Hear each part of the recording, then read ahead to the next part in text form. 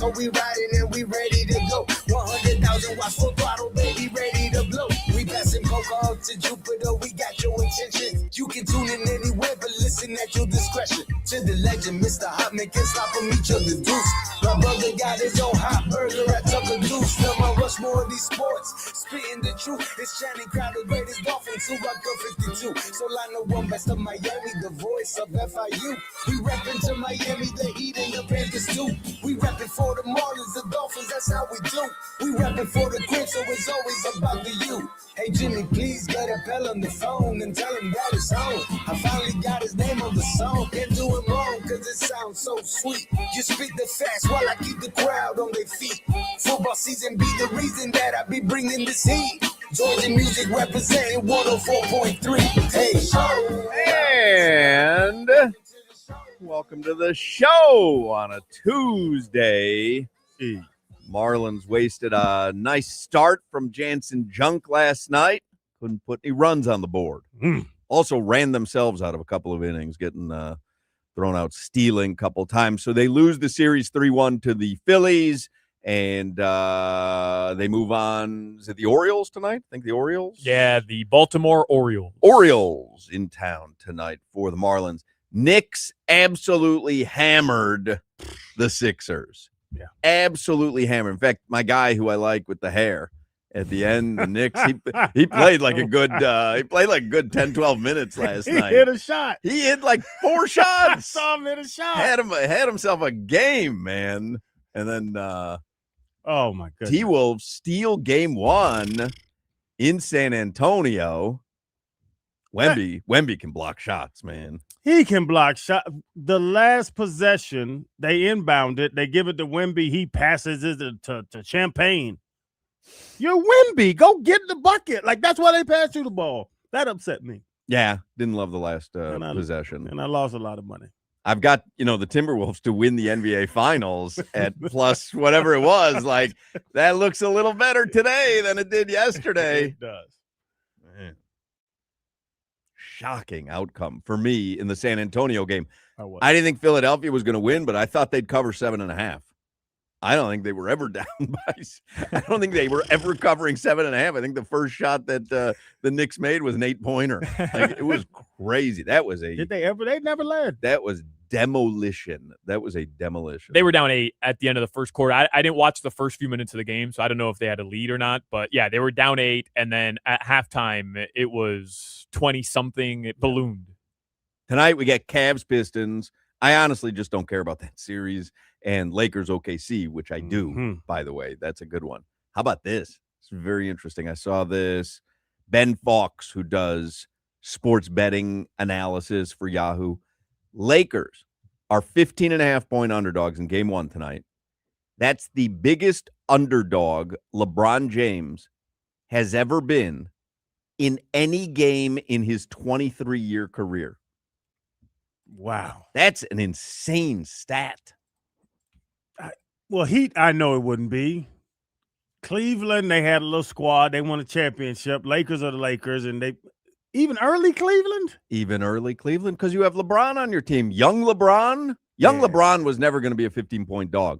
Now you got an older LeBron, but it speaks to how good and unbeatable this OKC team looks. Yeah. It also speaks to trying to get the other side to have action because everyone wants to bet OKC. So what's your threshold before you'll start looking at the Lakers?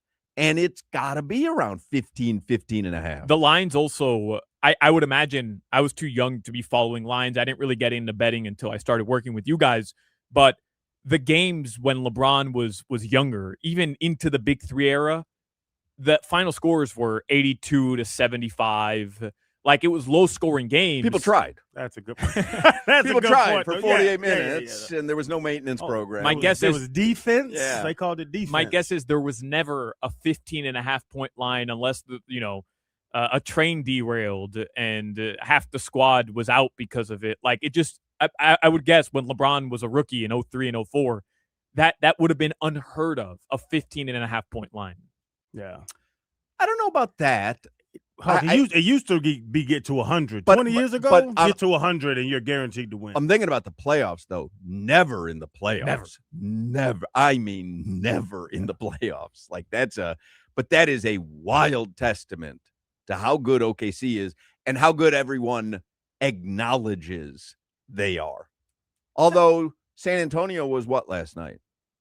8.5. Oh, it wasn't double we got digits? it at, no. I think we got it at 6.5 or 7.5. No.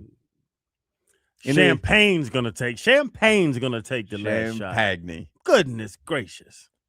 Remember the old can of champagne? You remember champagne? No, I don't. You know champagne? No. It was a can of champagne. It was called champagne. Really? Yeah. Hold on. I would have loved it. I remember the commercials in the 70s. Guaranteed headache. Champagne and aluminum. Yep. Guaranteed headache. Champagne is a sparkling malt liquor. It mimics the taste of champagne. Oh. So that was Colt 45, but classy. Hey, hangover fuel. Holy mackerel. I'm looking at this can, man. I mean, this was one of the few drinks I think we had in our house, champagne. Lyle was putting down malt liquor in a can. Oh my God, man. It looks like a can of beans. That's the good stuff. Champagne. Anybody else remember champagne? Wow. That's crazy. Mad Dog was the big thing coming up. Yeah, you want to be classy though. You drink some champagne. Banana Red, Mad Dog 2020. I wonder if champagne still exists. Does it exist? There's no way. Fake champagne in a can? But it's not fake champagne. No. It's malt liquor. It doesn't exist. You don't think it exists? There's no chance. You can't make it. I'm getting myself a sixer of champagne if it exists. I am online right now. Look at that. Champagne Golden from the Pabst Brewing Company. Who knew Pabst? Who knew Pabst still existed? Champagne. That's crazy. Where do I get this? That's PBR, isn't it? Pabst, yeah. Pabst Blue Ribbon. But when's the last time you've seen a Pabst? Tallahassee, 2014. Right. There we go. Anybody remember Hams? You got a couple years on that. I know. That's what I'm asking if you remember Hams. Champagne bottles. Yeah, but I want to drink it out of the can. You know what I mean? Like, it kind of, to me, that ruins the effect if you're drinking champagne out of a bottle. Then it's getting closer to champagne. I got you. They got flavors. I'm about to get into this. Hams. Nobody remembers Hams? Getting into Hams. Schlitz malt liquor. I wonder if Hams was a Hams beer. Yeah. I'm looking at it right I now. wonder if it was like a Midwest thing, because back then, like, stuff really was regional. It still exists. Hams? Owned by Miller Coors since Wow. 1999. Land of sky blue waters. Man, Hams. That was a beer, man. Before today's over, I'm ordering champagne and Hams online. What else? Man, Randy used to drink something so cheap. What was it? Keystone. Keystone Light. That still exists. I've seen Keystone still around. There used to be Keystone cans all in his back seat. I got older. I'm like, you probably shouldn't have been. The absolute worst spot to store them. What if they pull over the tourists? Ain't nobody worried about that, champ. You drive a Taurus? He drove a green Taurus. I think it was like a boat. Yeah. Oh, it was Taurus ridiculous. like a boat, yeah. man. And no tent. Fishbowl. Oh, my grandy. Why no tent? I don't know, because he's silly. There's Florida. beer cans all the way over. Living in Tampa, beer cans in the back seat. Probably some joint somewhere, No and tent. just no tent. That's crazy. Fishbowl. That is crazy. Come on, man. Let's go. Want me to grab the cans? Funny. All right, let's do headlines here for the start of the show. Josh Appel is going to join us. We'll play a little Talk About It Tuesday today. It's Cinco de Mayo today. Hey. It is also National Hoagie Day. So if you're not into Mexican food, how about a little Philadelphia food, a little hoagie? Taco in the night. Gonna taco tonight? Shrimp taco. Oh, Yeah. classic. Yeah. All right. You a little can of champagne, and you got yourself a night. Work man. hard. Keystone, champagne. We set. All right. Headlines brought to you by Doral Hyundai. In Miami, we go to the beach for a little solcito, and we want a low price. You know, you always pay less with your Pricito de Mayo at Doral Hyundai. It's like when we went on that fishing trip, Dan Day showed up with a 24-pack of Bush Light. Yeah. And I just knew he'd be stumbling the whole time. Then he fell on top of me, crotch to crotch. Was it Bush Light or was it something else? Because was I remember something got sent to the radio station. Was it Bush? It was Bush, man. I remember. I remember that day. Like, I fish a lot. The Solana Dan Day fishing trip will never leave my mind. The most iconic Chicago beer was Old Style because it was all over the Cubs game. Like, even if you go to Wrigley Field nowadays, you still get an Old Style. Like, that is a Chicago beer. Harry Carey used to drink Old Style while he was calling the games. Man, Old Style was the most iconic, probably still. Oh, somebody just put on the chat, Meisterbrow. You remember Meisterbrow? No. Man, these beers in the 70s, before these funky Buddhas took over. Meisterbrow. I remember that. Oh, man, let me see if that still exists. Yeah, part of the Miller Brewing Company. Yeah, what they call them, microbreweries. Yeah. Yeah, That's the hot thing nowadays. Back Back in beer. Back in the 70s, and my brother and I were kids in the 70s, but we collected beer cans. That was an acceptable hobby for children in the 70s. Did y'all trade them in for money or just had them up? No, I had them up, and you would buy these beer can display, like literally it was like a cork board that you'd put on your bedroom wall, and you'd put all these different beer cans on because they were all cool back then. The good old days. I remember old Flothering Slosh. Anybody remember old Flothering Slosh? No, Jack. Meisterbrow still exists. Holy mackerel. Boone's Farm. That wasn't beer, though, was it? Nah, that malt was liquor. Yeah. We grew up different. Yeah. Yeah. Yeah, we weren't drinking malt liquor. Yeah. Schlitz Malt Liquor, Mad Dog, Boone's Farm, headache medicine. Colt 45 every now and then. The I love Colt 45, that was malt liquor. Yeah. I don't think Randy drank Colt 45 because it was too expensive. That was Billy D. Williams brand. Like, it's too expensive. Midwest beer brand. It's like $3. 1970. A 12-pack of what, the Bush and all that back in them cheap beers, they were nothing. 40 cents. It really was like, it was $3 for a 12-pack. Oh, Stroh's. Anybody remember Stroh's? S-D-R-O-H. No. Stroh's beer. Because I just searched Midwest beer from the 1970s. Stroh's was everywhere.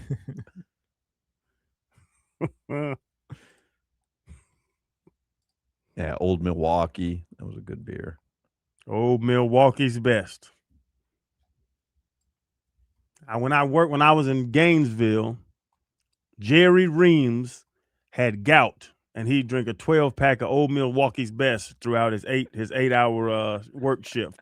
We all watched cars together. Was it to alleviate the pain from the gout, or was that what was causing the gout? The Old Milwaukee's best made the gout, and I'm in college now. I'm 18, 19, right. So I'm kind of like, and he's like, I got the gout, and his elbows wouldn't straighten.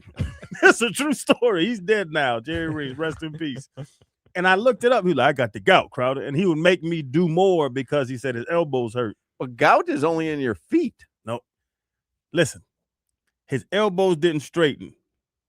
But they stayed as L's. Can you get gout in your elbows? It's in your I've joints. never heard of that. It's in your joints. I thought it was only in your ankle joint. Gout is in your feet, and he'd be like, man, you gotta wash those tires because I can't get down there because my gout. Crowder, get down there and get them tires. And I'd be like, and I looked it up. I said, Jerry, you know that the beer creates gout. Alcohol creates gout. No, that ain't true. It's like, Jerry, it's on the internet. I have a phone. I don't want to see that. They don't know what they're talking about.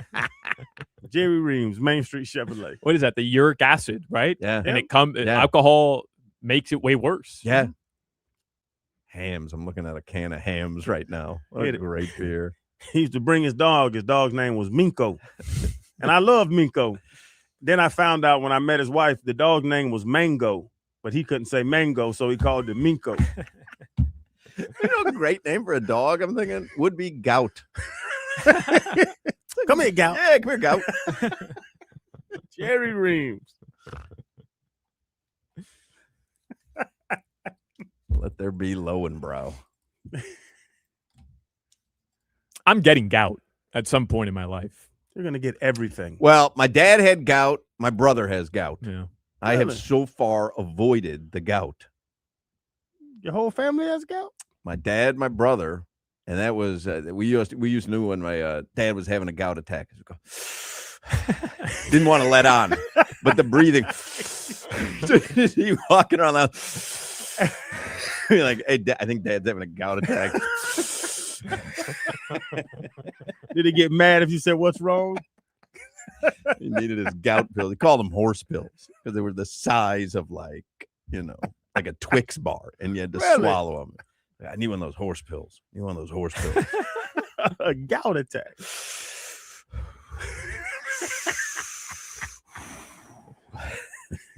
I would guess you're gonna have a lot of ailments coming up. There's measles in Wellington. Oh, stay out of Wellington. Solana, do not go to Wellington. It's curtains for you if you go to Wellington. Weak foundation. My brother had a gout attack at like 22 years old. No. Really? Yeah. Too much uric acid. Is it from drinking?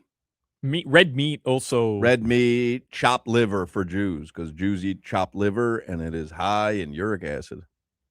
I love chopped liver. Do you? It's the funniest thing. That's Asia crazy. doesn't know. It stinks when you cook it. Yeah. It's delicious to me. Yeah, but you also eat squirrel meat. You're right. Fair point. And I've eaten armadillo. I just can't. I can't do the possum. Only animal I've eaten that I'm never gonna eat again is possum. Because it tasted like it tastes like dirt. It tastes like trash. Yeah. Because it eats trash. Right? Bingo. You nailed it. Guys, this could end up being my final month of shows because Fox Sports and Indeed, they're teaming up. They're hiring a chief World Cup watcher. I saw this. And here's what they want. They want somebody who's going to watch all 104 matches from a custom-built personal office in New York City in Times Square. They're going to pay them $50,000. That's $1,000, $1,282 a day. $480 a game, a $5.34 per game minute fee to watch all these games 1 month. And then what do you do with it? The $50K? No. What do they do with the information now that you've watched all the games? I don't care. But in other words, you have to write a synopsis of the games. Like my guess is they just want somebody that they can constantly pan to. Reacting to big moments, and that's my guess. I don't know for sure. Let's check in on just read Phil. a tweet.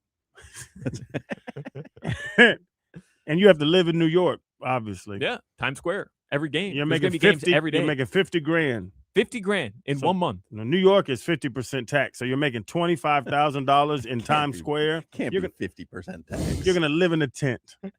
You're gonna live in a tent and then go watch soccer. Leroy Horde texted me Stroh's 30-pack college beer. Yeah, because he was in the Midwest. Oh, okay, yeah. He was at Michigan, right? That's Yeah. right. Stroh's 30-pack. He was in Gainesville. We're aristocrats. My friend Justin, Lowenbrow and Schlitz. First time I ever drank alcohol in my life was Mad Dog 2020 Banana Red. That's crazy. Yep. Penn State visit. Courtney Brown was my host, and we had a party, but it was just Courtney Brown, his roommate, me, and 4 white girls. I was like, yeah, I can't come here. This isn't fun at all. This is terrible. Len says Schaefer beer, but that was the New York City area. And Lowenbrow. Did you say Lowenbrow? They stopped making it? Was that what you sent me, Jimmy? No, Mr. Brown. Oh, Meisterbrow? Meister Brown. Mr. Brow. Mr. Brown. What'd you drink at St. Thomas, Jimmy? I didn't drink beer. Oh, you a liquor guy. I was a Cisco guy at UM. I wasn't even a beer guy. Cisco. You remember Cisco? That was terrible. Terrible. Mad Dog is champagne to Cisco. Cisco is bad. Is that what you drank when you woke up face down in the bathroom at Titanic Sid's. Brewery? It wasn't Titanic. It was Sid's Sid. Piano Bar. No, that was Long Island Iced Teas. Because That's I right. didn't know. I was like, wow, fruit punch. These are delicious. I swear to God, I had no idea the potency. I was like, oh my God, I hacked alcohol. I can order alcohol. This isn't going to affect me. It's fruit punch. They'll get you. Next thing I know, I have ants, urine in my mouth. People are taking a number 2. I'm in the stall, passed out.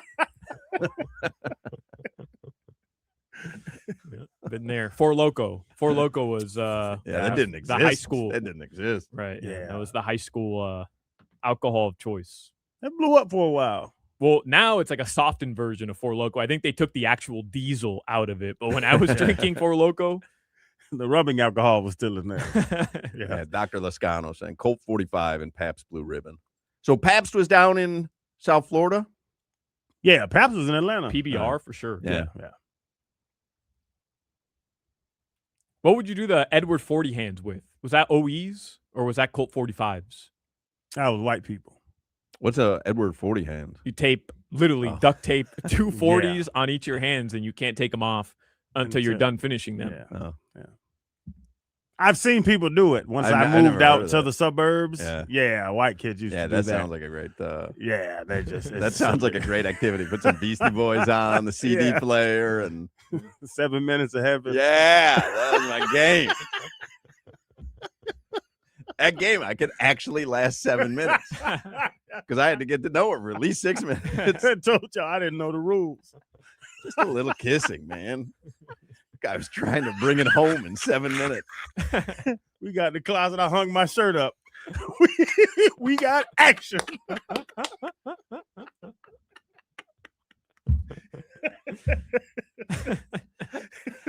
I'm running out. Who the hell invited this guy? This guy's crazy. All right, anything in the headlines? Because I want to have enough time with Appel. Yeah, we have those 2 NBA games tonight. Again, they overlap. I don't understand this. 7 o'clock, Cavs Pistons, and then Lakers Thunder at 8:30. How about the game last night only being on NBC Sports Network or whatever? Peacock? Peacock. Yeah, I had to find it on what Peacock. are we doing? You complained about it, and I laughed last night. It was annoying. It was silly. But why? I don't know. I honestly don't know. I mean, I guess they have to. I don't know. Because if you started at 10, it's too late. I guess so. That would be the only excuse. Aren't you? You're stealing. Honestly, they stole me. They stole viewers from the first game Right. to the second game. I had to go back and forth. They're Well, I stealing mean, viewers. it didn't help that the first game was done. So. I couldn't stop watching the first game though because my guy with the hair was in, so I was totally engaged. It has to be something about the timing for the. Yeah, Leroy Horde says, "Who hasn't tried Brass Monkey because of the Beastie Boys?" I drank Brass Monkey because of the Beastie Boys. I've tried it. Yep. Marlins, as Hawk mentioned, tonight, 6:40 p.m.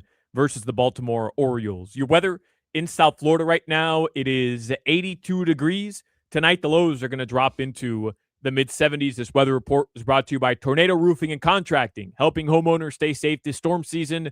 Visit tornadoroofing.com for a free roof and window estimate. All right, Josh Appel will join us in the next segment, so don't go anywhere.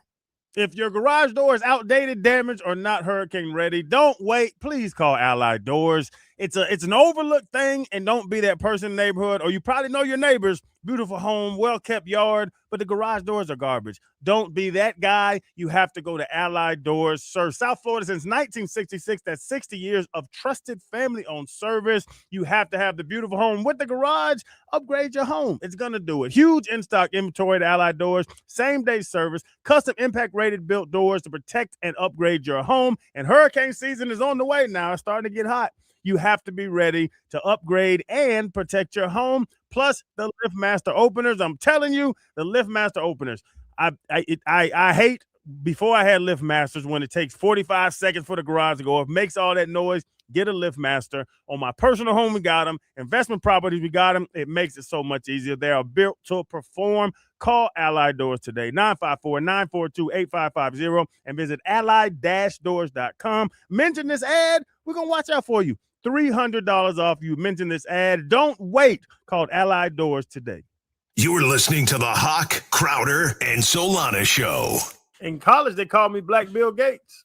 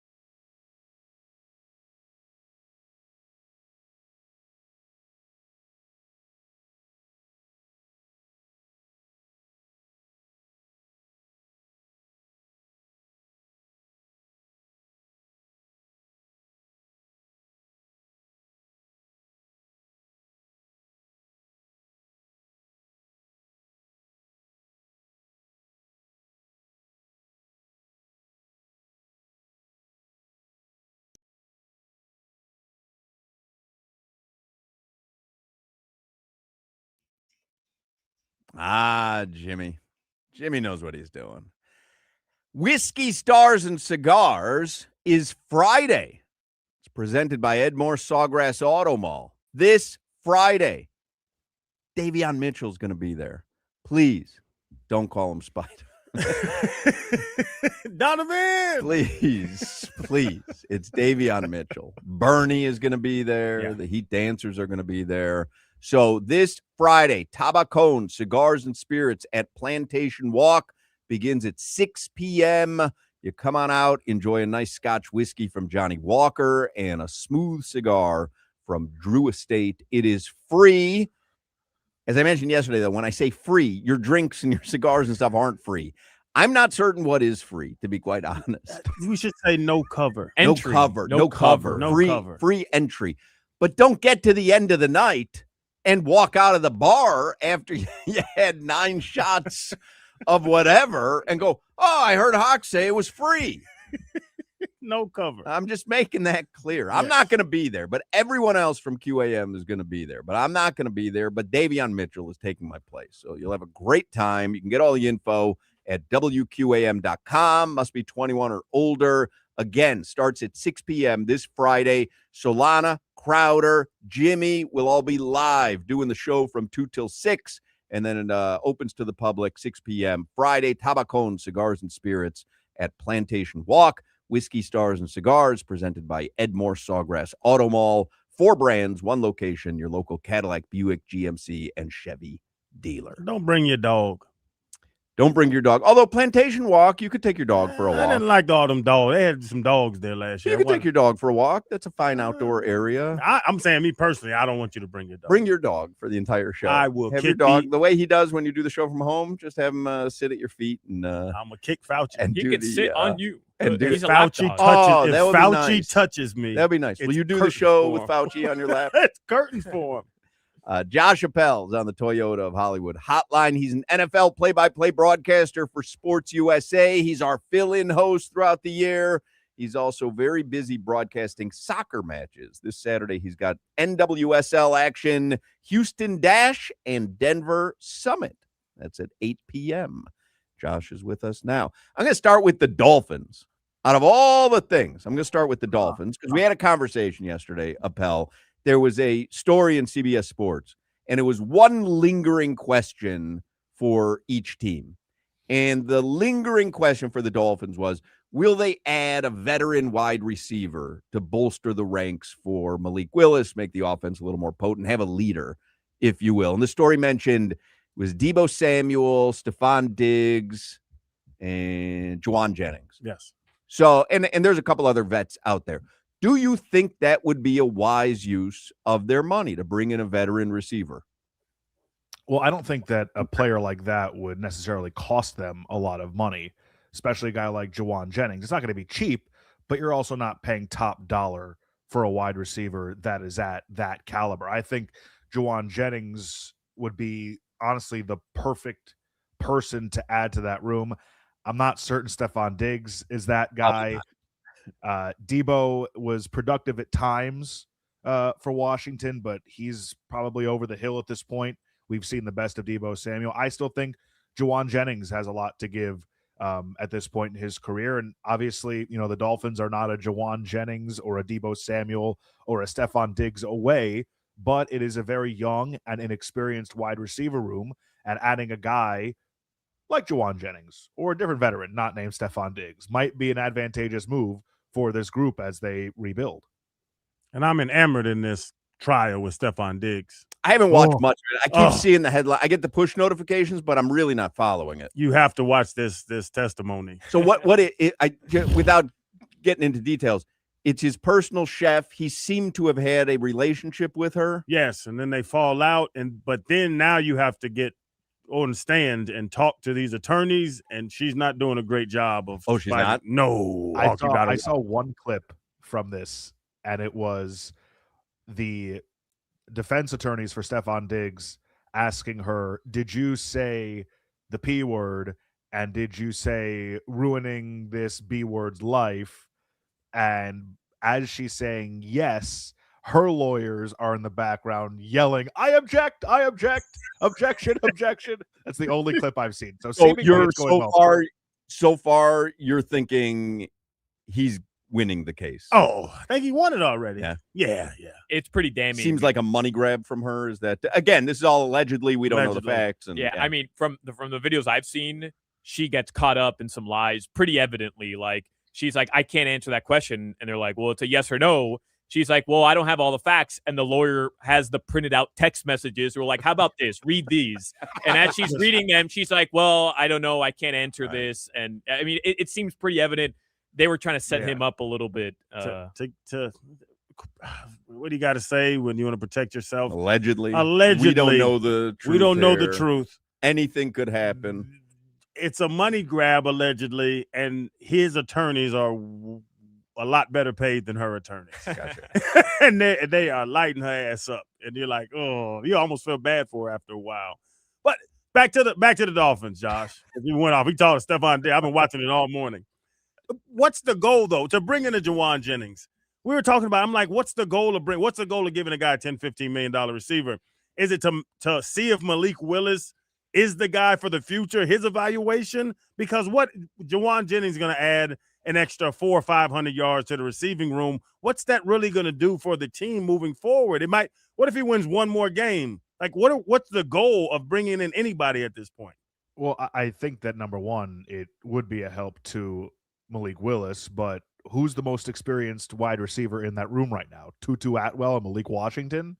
It is. Like, it just, there is no real veteran presence in there right now, and that would be the reason I would bring him in.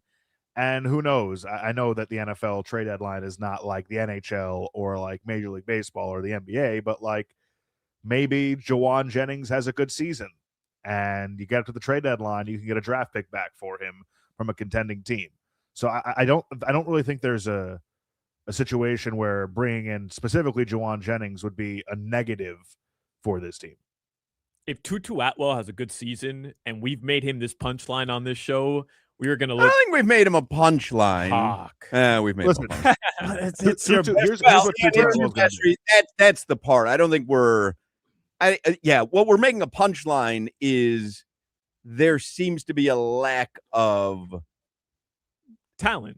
No, I don't want to say talent. Proven names, proven talent. And I'm not getting on you, Appel. I've literally made Tutu Atwell a punchline. I just think it's funny you kind of said the same thing.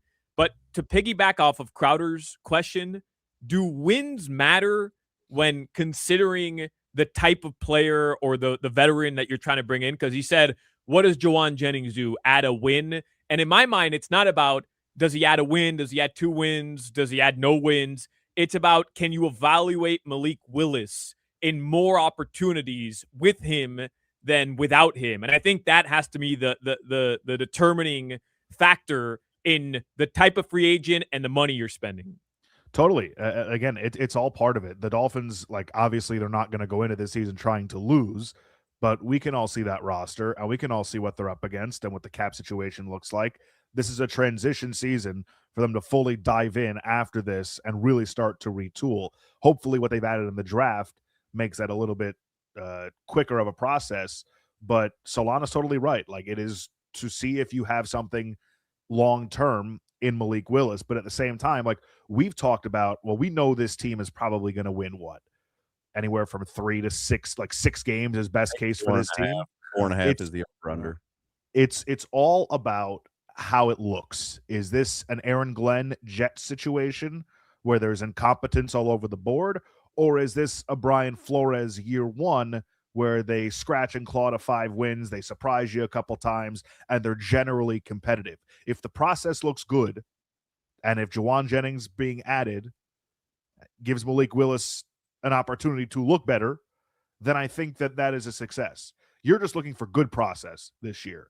The record's not going to be good. You're just looking for good process and not a disaster. And there may be games where they get blown out and it looks horrible. But on the whole, does it look competitive? Do you see this pointing in the right direction? Are the young guys developing? I think you want to give fans a reason to be hopeful for the new regime. I think you want to give players a reason to be hopeful. So you have to have at least some talent at skill positions in order to be able to do so. Especially, we've talked about, does Devon Achane really want to be there? Does he want to be a part of something? Like, you don't want him to sit through a season that just it has nothing but him and say to him, yeah, but next season, after we've run you to death this season, next season, it's going to start to get easier for you. Anyway, let me shift gears because Appel and I are going to the Marlins game tonight. Very excited. Marlins and Orioles. What do you got there? A bottle of water? That's your celebratory Marlins water? Zephyr Hills. Zephyr Hills. Jimmy's going to the game tonight as well. Tinnitus? Yeah. Tinnitus. You got tinnitus, Jimmy? I'm going to the game tonight. You're ringing in your ears? His head hurts. Is he going with us? He's going to be sitting in the seats we're sitting in. I hope he doesn't give me some of the tinnitus. He's got a whole big family contingent going. Yeah. It's going to be me, Appel, and Dr. Chuck. I mean, if that's not night at the Roxbury, I don't know what is. Last time that trio got together, they went for McRibs, and I took one half of a bite. That is true. Well, what are you going to have tonight at the ballpark? Definitely the waffle fries. I don't know what I'm going to have with the waffle fries. You're buying everything. You're going to buy me a popcorn, a drink, and some other stuff. You go side first. No entree? Nah, I just said I don't know what I'm going to get with it. Okay. I'll decide when I get there. The Marlins, they just lost 3 or 4 to the Phillies. And so they start the series with the Orioles tonight.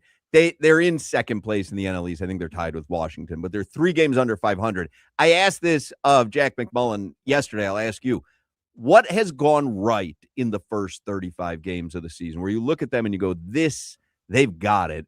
And what has gone wrong in the first 35 games of the Marlins season, where you go, this wasn't supposed to look like that? I think Connor Norby has been a lot better at first base than I expected him to be. I think like Jack said about the middle infield, Otto Lopez and Xavier Edwards, they've been phenomenal. William Wicks has been great, and I'm very disappointed that none of you, when he was brought up during the interview yesterday, referenced him as William Wicks. It's like I didn't teach you well enough. Right. I think that the 4 out of the 5 starting pitchers on the whole this season have been very good. Yuri's been a little up and down, but you've seen Sandy get back with the Sandy we're accustomed to. Max Meyer has been great. Sandy on the mound tonight, by the way. Ooh, Sandy Day. How about that? I mean, time of our lives. Time of our lives. Jansen Junk has been really good, and I know that there have been some times where the bullpen has faltered, but there are a couple guys, 2, maybe 3 guys in that pen who have been really good. Like John King is a lefty they brought in this offseason. He's got an ERA under 1. Michael Peterson's been very good in the situations they've thrown him into. And I think that, and of course, Tyler Phillips, Crowder's favorite besides Xavier Edwards. Love him. Tyler Phillips has been really good in whatever they've thrown him in as well. Disappointing, Jacob Marcy is still getting on base, but his batting average isn't there. It's been a weird start for him. I think he'll eventually come around. Augustin Ramirez has obviously been disappointing how his start to the season has gone. I think we all expected the defense to be subpar, but at least last year he was hitting well, hit over 20 home runs. This year the power is just not there, and hopefully he's able to regroup in AAA and come back soon. But I think Jack put it well that there's a bit of both of those things, what's gone right, what's gone wrong, and that's why you see a team that has kind of leveled out, and they're right around 500, 2 or 3 games around 500. So I think that maybe there's been some frustration along the way, but overall they're a competitive team pretty much every single night. And can you give me Tyler Phillips' number so I can brag about that? Because he slaps himself. I just love how he approaches the plate. Next time I see him, I'll tell him. Tell him I want his phone number. Sometimes these relievers, they get a little cutesy. Heath Bell with the hustling in, and hey, how about you get some outs? Yeah, you're talking about just performance. I was listening to the pregame with Strom and them. They were amping up Joe Mack. This young, he has a great pop rate and all this crap they were talking about yesterday. Then I watched him at bat, and he didn't even seem like he had his eyes open. It's like, is he really going to add something to this? Because I think he's the young, exciting name that people are talking about. I think his defense is excellent, and I think that is going to live up to the hype. It's whether or not he can hit major league pitching, and I think it'd be a little unfair to judge him on 4 at-bats in his major league debut. Hit the ball, Joe. Will we ever call him Whoa Whack? I guess is the question. I hope so. Oh, Joe. Appel, we're out of time. Yes or no? Malik Yes. Willis. Oh, I thought you were asking if we were out of time. Yes. Malik Willis slipped while throwing out the first pitch. No, but I think it's, with propaganda is rampant in this country right now, and nobody seems to be talking about the cuts that Malik Willis was taking in the batting cage before he threw out the first pitch. He was. There were taking some cuts. really good swings in there, and nobody's talking about it. But he doesn't have to bat. It's a valid point. He has to throw in his position. He slipped, Appel. It's our front The foot. windup That front looked foot good. Rotated. I saw the glove. I saw the start of the windup, and I'm like, okay, like this is going to be really good. And then He lost It his wasn't. footing. That's the definition of a slip. go look up Joe Burrow throwing a baseball and Patrick Mahomes throwing out a first Yeah. pitch. Yeah. I'm going to whataboutism here, all right? What about them? Solana's out on Malik Willis because of the opening pitch on Friday. We're ruined. I'm not out. I just think it's your first appearance, your first true public appearance in front of your local fan base. You're being asked to throw, which is what you were given a lot of millions for, and you threw it 10 feet to the right. He was asked to throw a football, though. Well, right. I mean, hey, how many snaps from Aaron Brewer this season are going to involve a baseball? Good point. Yeah. I mean, have Jansen Junk go out there and then throw a dime to Malik Washington. I bet Jansen Jung could throw a better dime to Malik Washington running a corner route than Malik Willis threw No on chance. the mound. No chance. I don't think so. No chance. For sure. Sandy, you think Sandy can throw a 7 route better than Malik Willis can throw a baseball? Sandy can throw 80 yards in the air. 100%. Ridiculous. All right. We'll see you tonight at the old ballpark, Appel. Can't wait. It'll be the time of our lives. Time of our lives. I mean, the literal time of our lives. Don't you wish you were coming with us, Jimmy? Not with your family? Well, I'm going to see you there. Yeah, but we're not going to talk to you because you're with a different party. It doesn't matter. I'll still talk to you guys. Well, don't talk to us unless spoken to. Okay, Jimmy? Got it. All right. All right. See you, Appel. Bye, guys. Josh Appel. We'll take a break. We'll come back with more Hochman, Crowder, and Solana. You're listening to the Hawk, Crowder, and Solana Show. You're not a cheese guy? Depends. On what?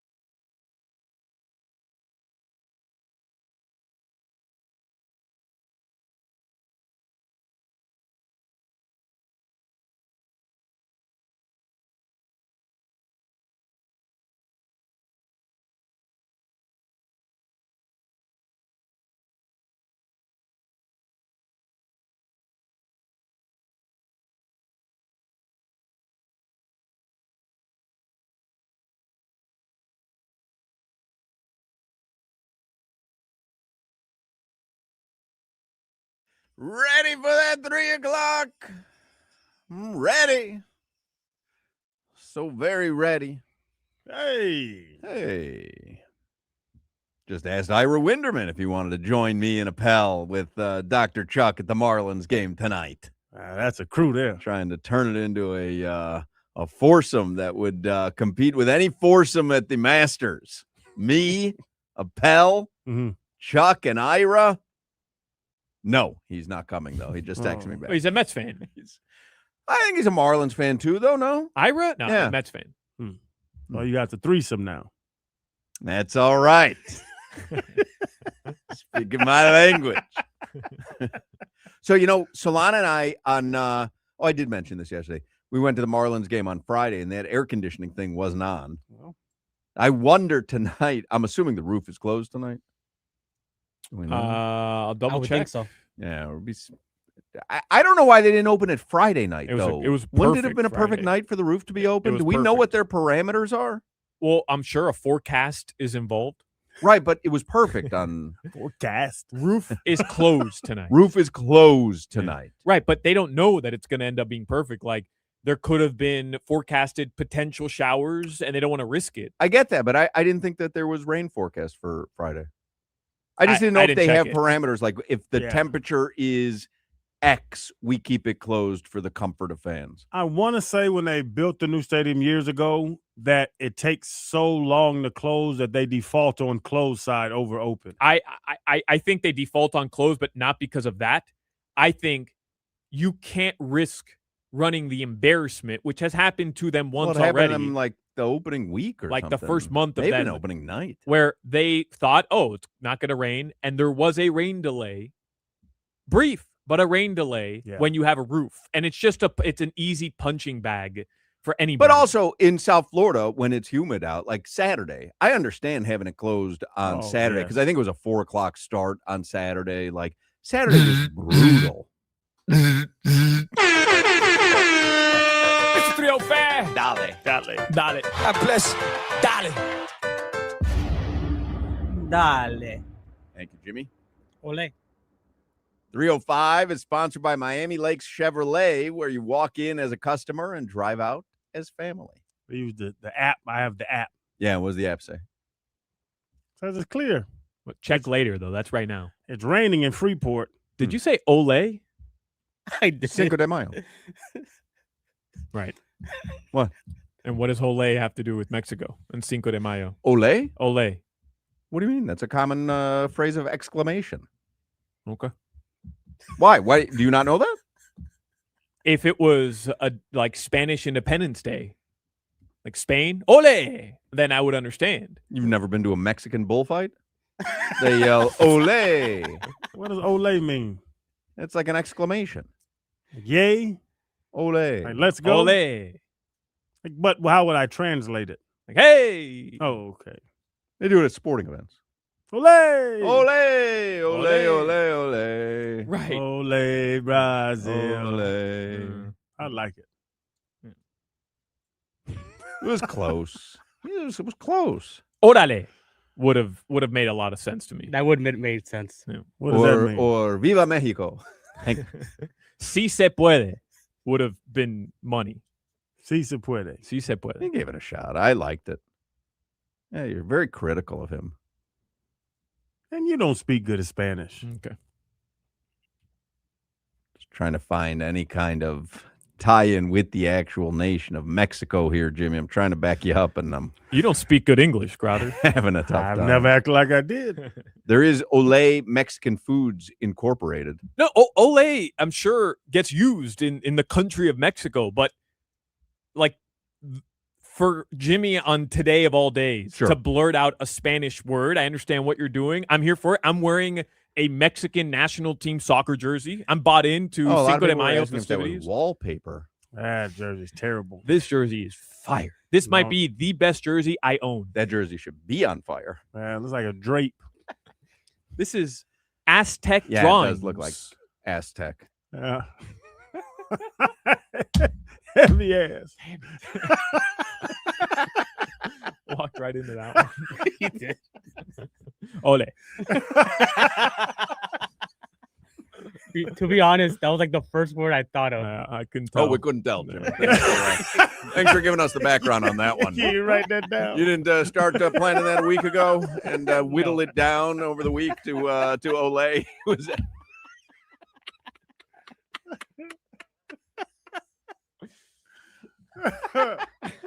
Good man, Jimmy. I got you. Olay. Appreciate the background story on that one. A lot of us were up in the air on that one. What are we betting tonight for the Marlins? Sandy, what's the over-under on? I got to get back. Them Spurs hurt me last night. Let's see. Marlins tonight with Sandy on the bump, -140 favorites over the Orioles. And your pitching props, Sandy over 5.5 Ks is +115. How about a Joe Mack hit? Joe Mack first MLB hit.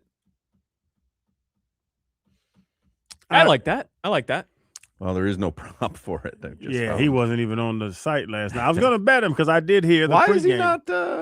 I was listening to the pregame, and the excitement was that this young pitcher's coming up, and Strom and them were talking about him all pregame. I was out fishing last night after the show, and I'm like, okay. And I looked; he didn't have any props last night either.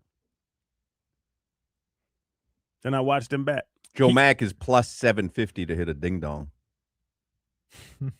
but no hit props for him. Why is that? We can't just. We can't jump the ding dong. Let's just get a hit first. I've been putting together parlays and doing fairly well with the Marlins.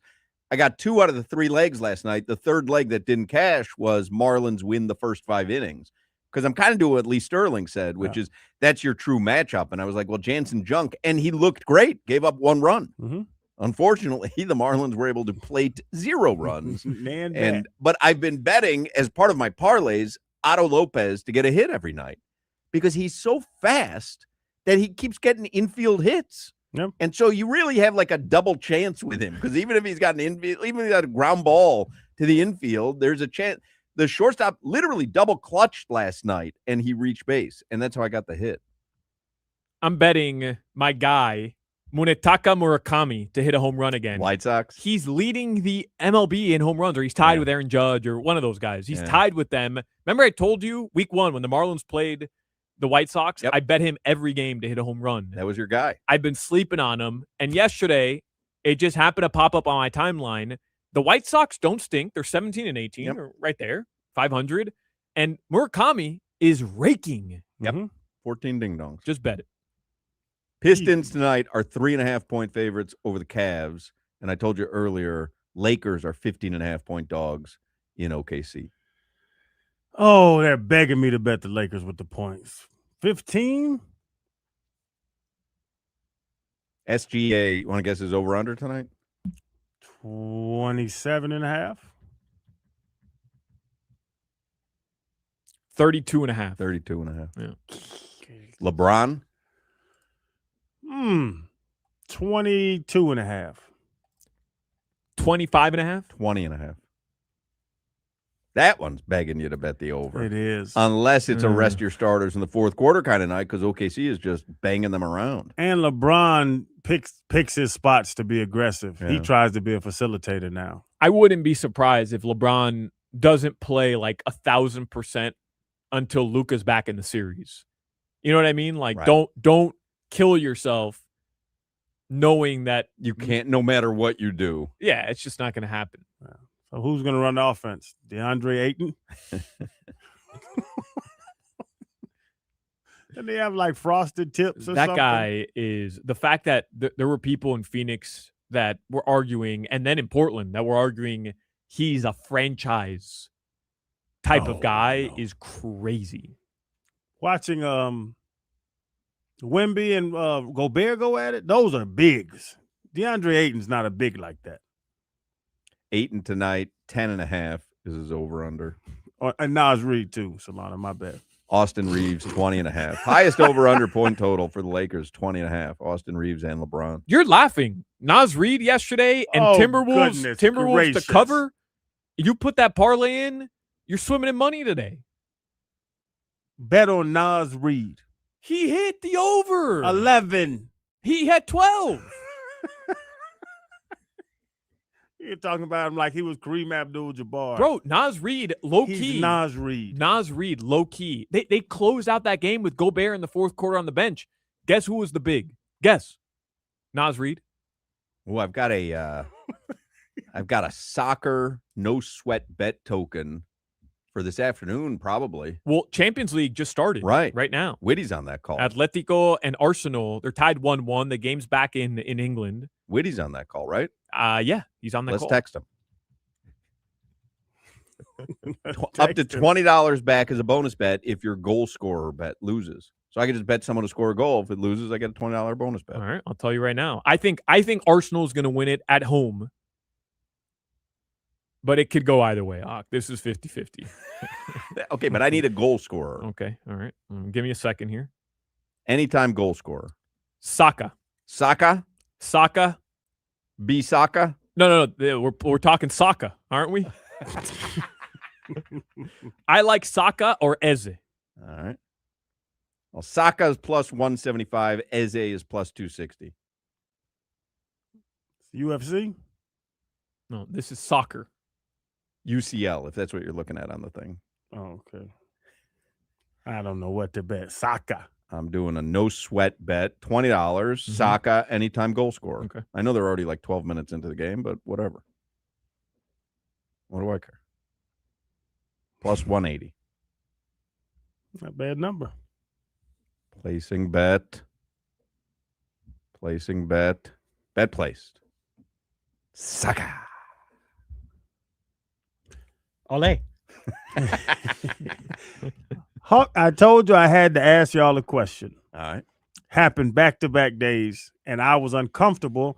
I don't know if it's sexist or misogynistic or whatever it is. You walk up to a man that you've known for years, like y'all aren't boys, but you just see him. Y'all are acquaintances. Yeah.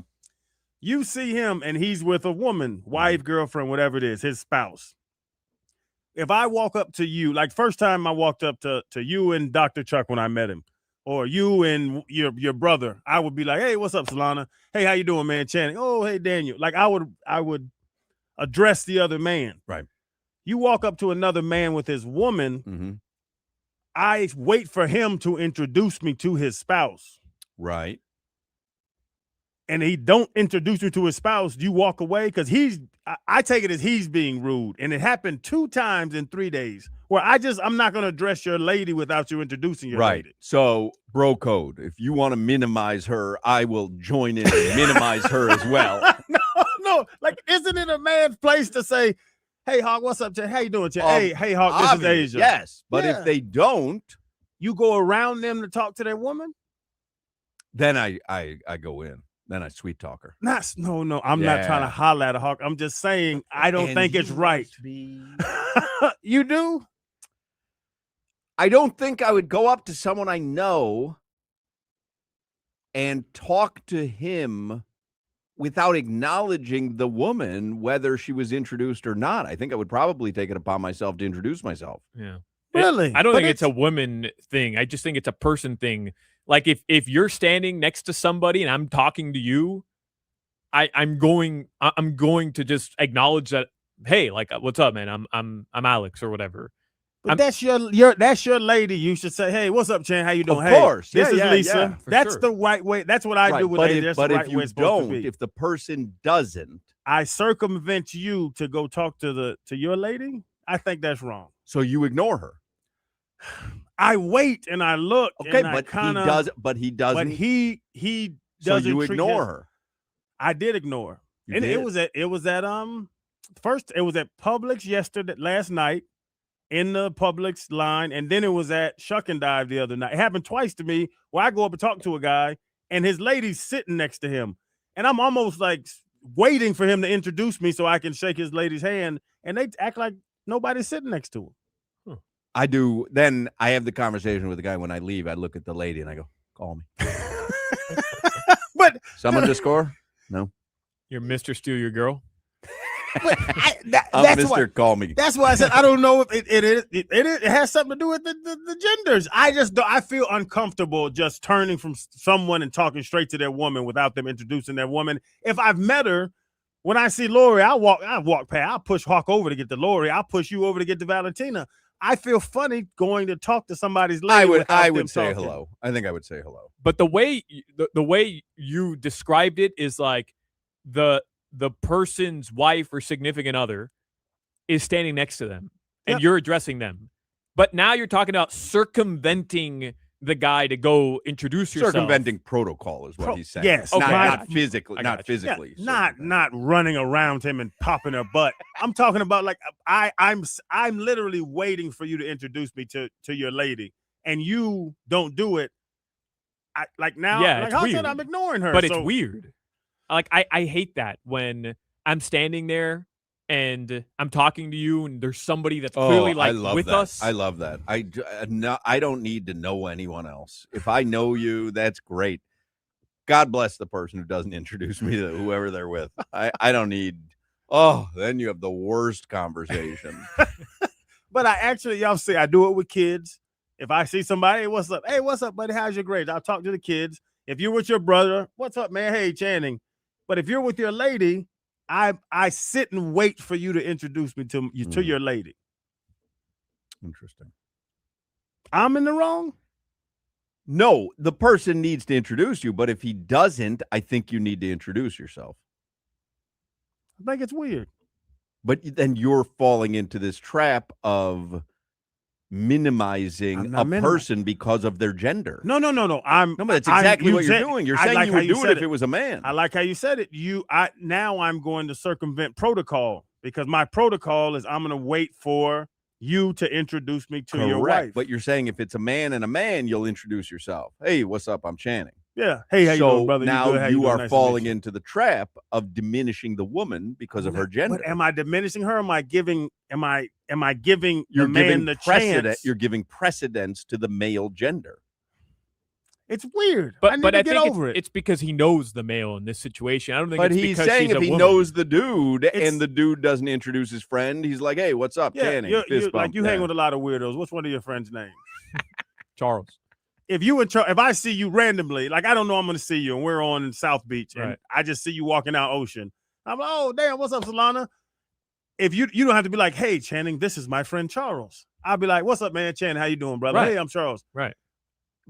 When you're with your significant other, I feel as if it's your responsibility to introduce me. You feel like it's your property, and you are diminishing the person because of their gender. No, as me being a man, I don't want to talk to your woman without you introducing me to your woman because not on the level of a male because she's a female. I want to respect you, and that's your woman. Right. And I don't want to be property. To your point. No, Hawk. No point. We're not talking about property. I walk up to your woman, be like, hey, how you doing? I'm Channing. Nice to meet you. I don't introduce your woman. Hey, give it your best shot, man. I don't want a shot. Well, I'm not shooting. I'm not shooting. I'm not losing. I just want to be it's out of respect for y'all's relationship. Jimmy's taking a couple shots at Lori, right? How'd that work out for you? I went home with her. It doesn't mean he's not going to try again. Jimmy, don't shoot it, Lord. I give him all the respect in the world. Give it a shot, Jimmy. Yeah, but to be fair, you don't know what Dan Day does during 2 to 6. Dan Day has shot at Lori. That I can tell you. Dan Day has shot at Valentina. Yeah. And God bless him. Damn, him and Asia are tight. Dan Day is a sniper. God bless him. All right, headlines with Alejandro Solana, brought to you by Darrell Hyundai in Miami. We go to the beach for a little solcito. And when we want a low price, we know you pay less with your Pricito de Mayo at Darrell Hyundai. So none of you perhaps watched yesterday's game and came away saying, maybe I need to take a step back on Wemby and our expectations for him. I'm not overreacting. I'm not suggesting he's not great. Yeah. Okay, but the first 2 blocks shouldn't have been blocks. The first one was obvious goaltending. The second one was a foul. He slapped Rudy Gobert's hand. By the way, I'm not trying to diminish. The double block? By the way, a block's never been not called before as a foul. Like, that's so unique to Wemby. No. That's fair. But it almost seems like they're officiating his blocks a little bit differently because he's Victor Wembanyama and because he's just expected to get the blocks now and because he's a giant. they're just not calling obvious goaltends. There were about 4 yesterday. There's a video on social media going around. There was about 4 yesterday that were pretty clearly goaltending, and they just didn't call them. But that's not what I'm talking about. I'm talking about the fact that we're crowning this guy, and I'm guilty of it too. I'm that's why I'm bringing it to the table here. We're crowning this guy as for sure. There's no doubt he's going to be top 5 all time already, and he had 5 points in the second half. He only got to the free throw line 2 times. He went 1 for 2. The team was down 8 points with 2 minutes to go. It's not insurmountable, and he's just not getting the basketball. And when he does, he put up like some little pusher shot, and he missed it. His team lost. He didn't do anything in the second half, and he didn't have a great game. And I'm sitting there saying, why aren't they giving him the ball? Why isn't he getting into the paint, posting up, and going to work in the most important moments of the game? Why? And I don't know, like that concerns me a little bit. Does he not have a bag? Well, I don't know if he doesn't have a bag. I think there may be growing pains as you go through the playoffs for the first time in your career. And by the way, you saw it in Detroit, right? Against Orlando several times with Cade Cunningham. Like, I don't think that he doesn't have a, I mean, you've seen him in his bag in the regular season. Like last night, the spin move and dunking. He can do anything. Why he didn't last night in a situation where you don't want to go down 1-0 at home, like, I don't know, but no, it does not give me pause. I do. What's the little cute coach's name with the pretty eyes for the Spurs? Yeah. Mitch Johnson. I think Mitch Johnson uses him wrong, because you even said it. In defense, he stands right in the paint. Big dudes run around, he stands right there. Nobody wants to come in there and deal with that foolishness. That's why he set a record in blocks. Offensively, I see there's no reason for him to stand out there on that elbow for 20 seconds or 24. Will he get tired if he's down there working and have to get the ball and facilitate and all the stuff that he's capable of doing, because we've seen it? But the thing that upset me, if he is what we're saying he is, if he's a top 5 of all time, if he is an alien, the end of the game, the last 5 seconds of the quarter, the last 10 seconds of the half, give Wemby the ball. He has to be the center of the offense on those clutch situation, the clutch gene. You have to make him do that. To your point, he's young. Make him be clutch.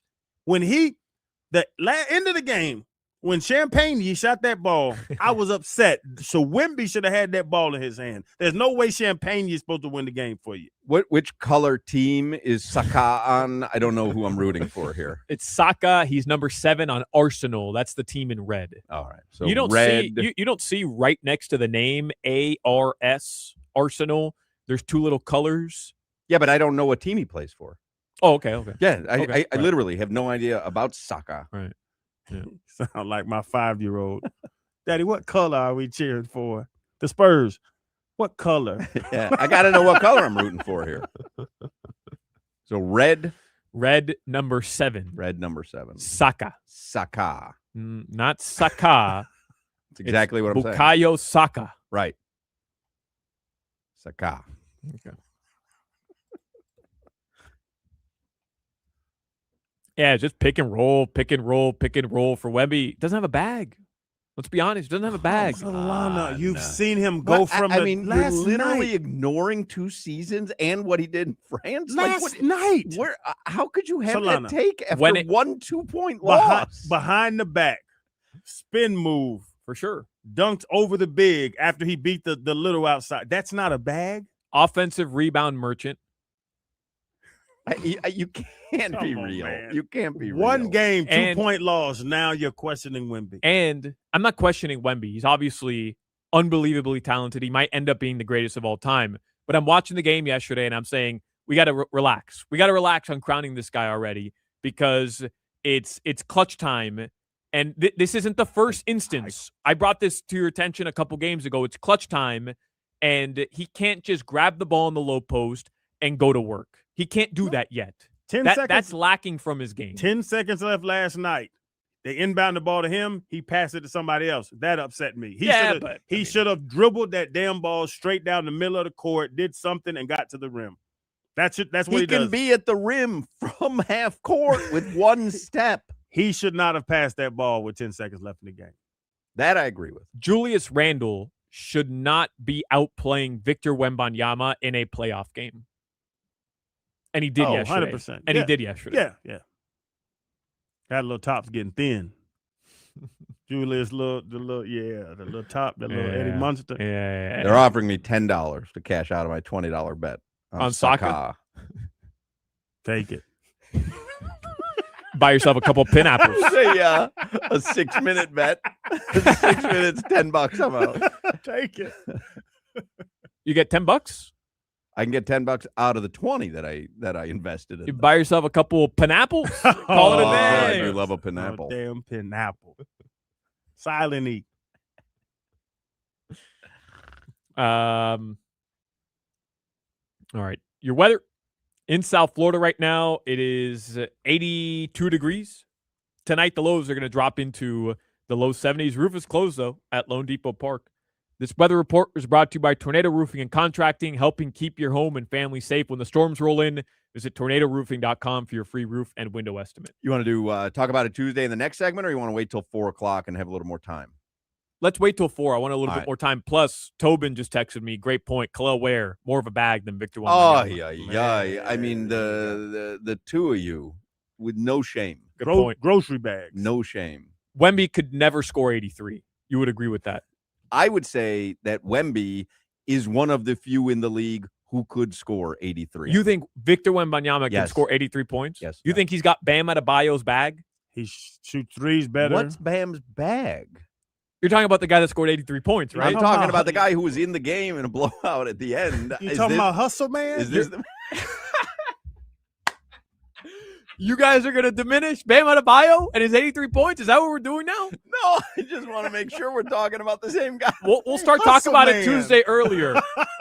Who has better odds? Who's more likely to score 83 points in an NBA game? Bam Adebayo again or Victor Wembanyama? Victor Wembanyama by a million miles. Nobody's going to do it twice. No.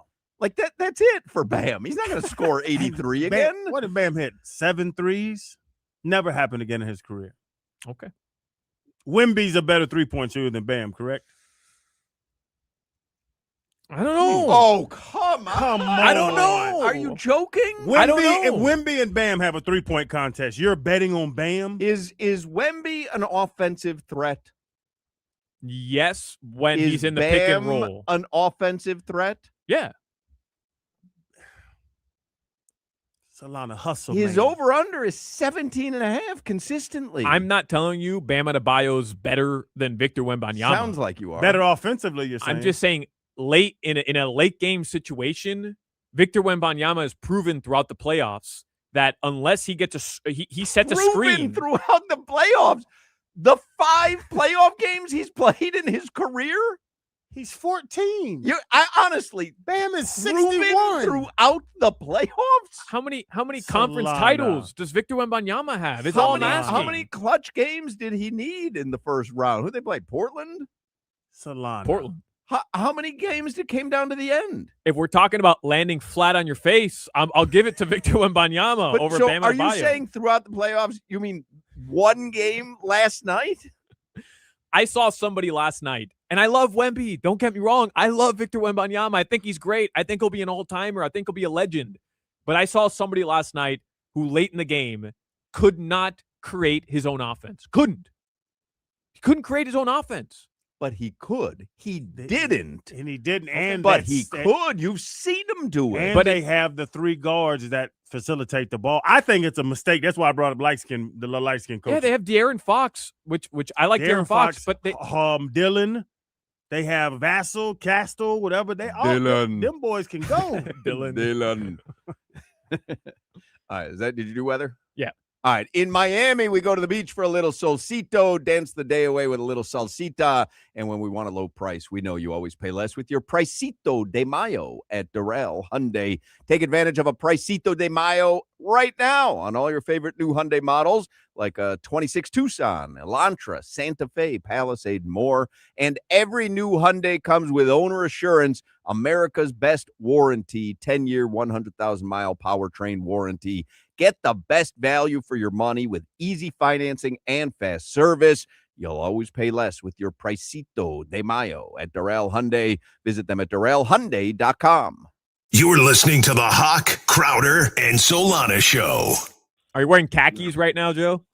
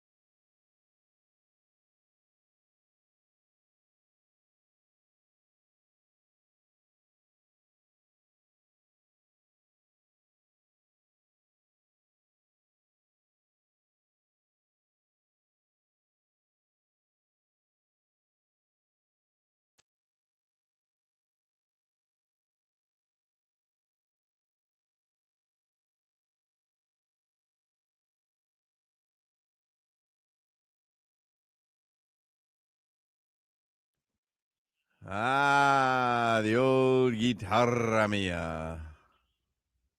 Jimmy's in his bag. Jimmy's got a bag. Yeah, you don't think Wemby has a bag? Jimmy's in his bag today, man. You're a big Cinco de Mayo guy, Jimmy, huh? Yeah. You gonna have a cerveza at the ball game tonight? Probably not, because I really don't drink beer. No. Taco? You have a taco? Maybe. Well, it just seems like you're very into Cinco de Mayo, but what are you gonna have? You're gonna have a hot dog and chips? Tortilla chips. How you say screwdriver in Spanish? How do you say screwdriver in Spanish? I have no idea. Oh. Y'all speak Spanish, ain't it? Well, you know Jimmy does. The drink? Yeah. But I'm imagining it's the same word. The same word. A screwdriver.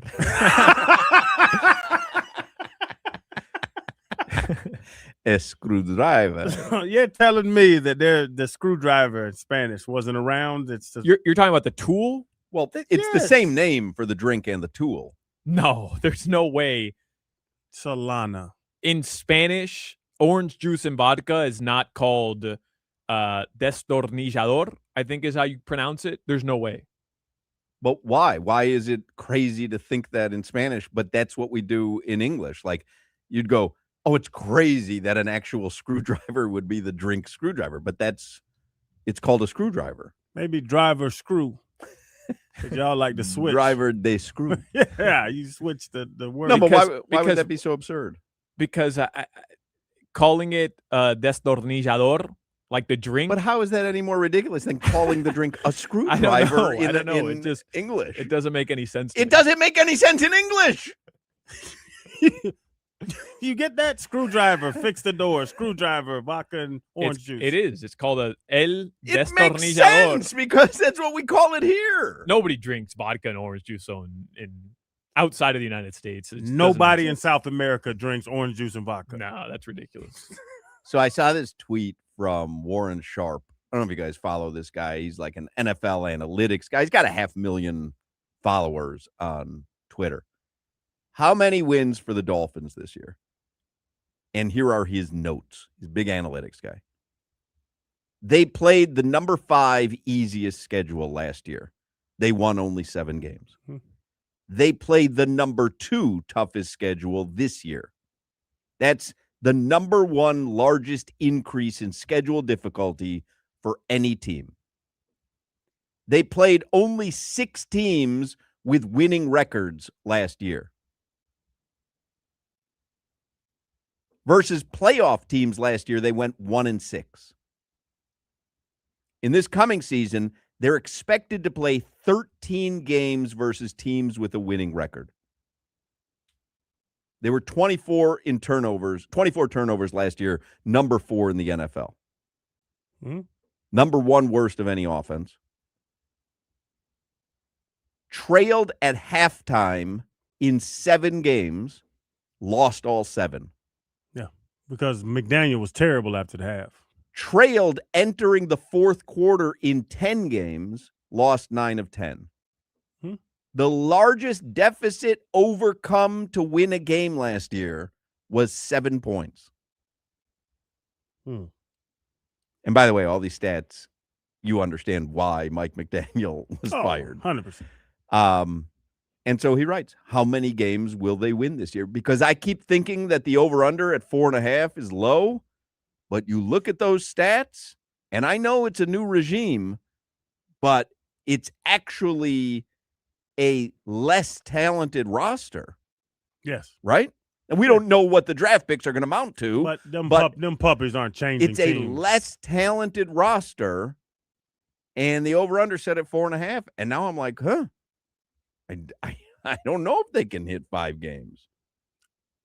And they got an NFC. Their schedule: Chiefs, Chargers, Bears, Lions, Bengals, Vikings, Colts, San Fran. They got a hell of a schedule this year. I would say I want to say, and you know what? I'm defaulting positive with Halfling that he's gonna put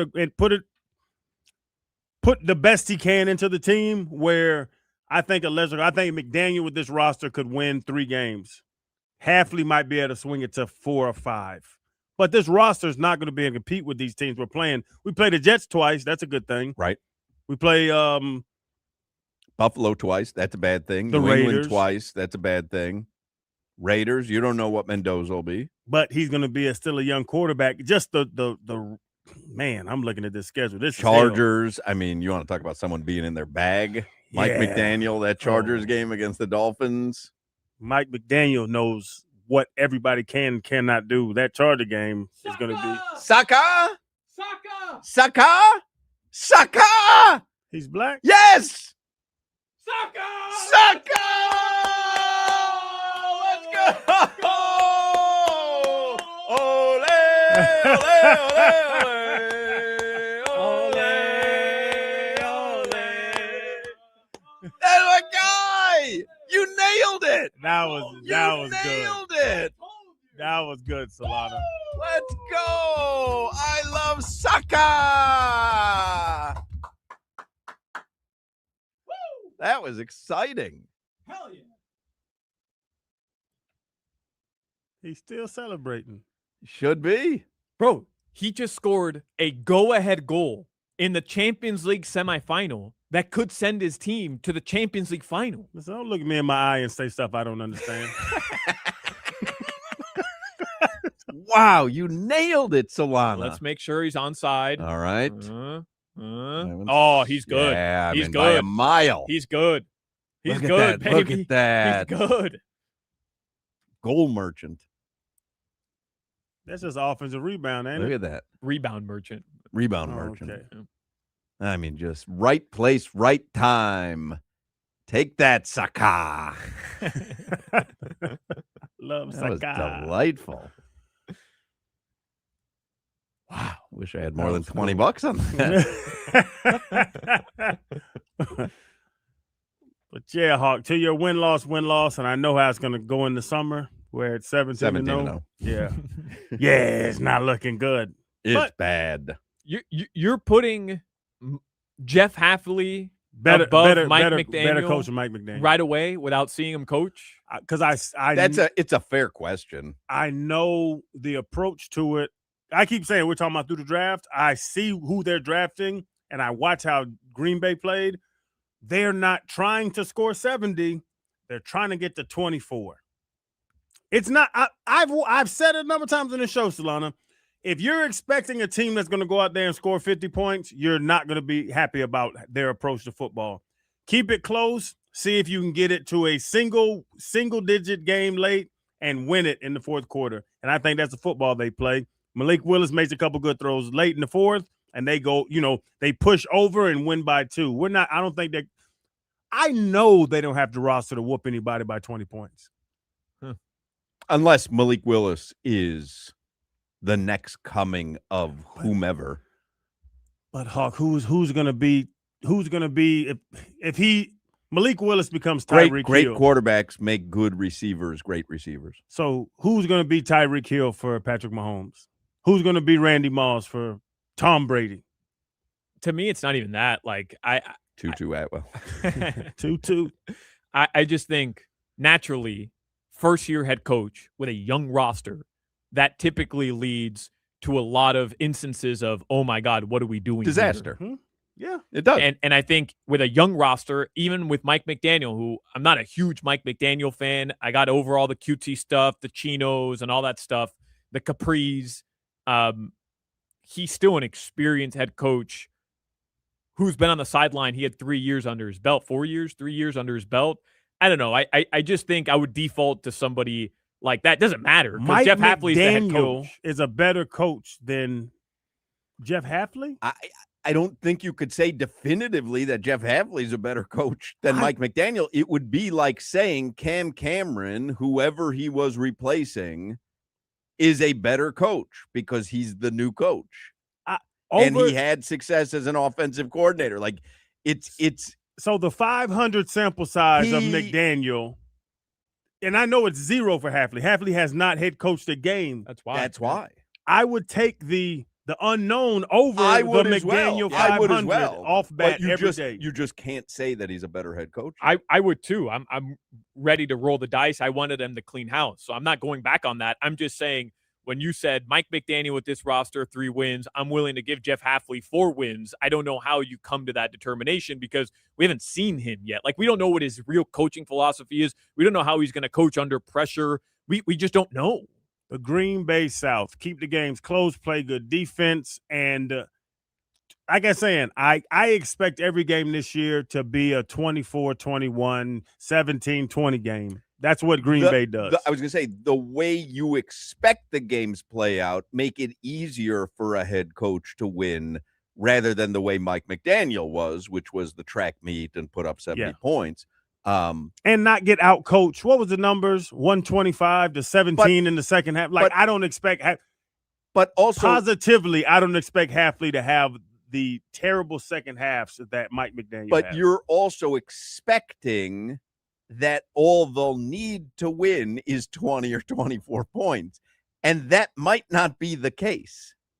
Now, if people start scoring 40, we're in trouble, Hawk. Because we're never getting to 40. 4 o'clock hour is coming up. Just because you're getting older doesn't mean you have to feel like it. If your energy is low, your sleep is off, your weight won't budge, you got that brain fog, your sex drive isn't what it used to be, time to switch things up. I'm talking about Atlantic Men's Clinic. Maybe your game just isn't what it was. You have less energy, less drive, not feeling like yourself. You deserve to feel your best. It's why I started getting testosterone at Atlantic Men's Clinic. Atlantic Men's Clinic, their advanced medical strategies featuring TRT, GH peptides, NAD+, GLP-1, PDA, and more, treat low T and other hormonal issues to help you shed pounds, have more energy, enhance your body composition, improve your sleep, increase your sex drive, and so much more. Helping you get back to feeling your best. Atlantic Men's Clinic. They are the experts in treating low testosterone and other men's sexual health conditions. They have successfully treated many men for low T, including me. I am here to tell you, you will absolutely notice a difference. If you're like the many men who are low T, within just a few weeks of starting treatment, you're going to feel your energy return and the brain fog go away and your sleep improve and your workouts improve and your sex drive be significantly enhanced as well. So don't wait. Don't ignore the signs. Call Atlantic Men's Clinic. Take that first step towards feeling better again. Call them at 877-455-7300. 877-455-7300, or you can visit atlanticmensclinic.com. Featured therapies are compounded and have not been evaluated nor approved by the FDA. Provider prescription required. See website for details. This is Hawk, Crowder, and Solana. I'd like to officially go on record. I am wearing underwear today. Got what you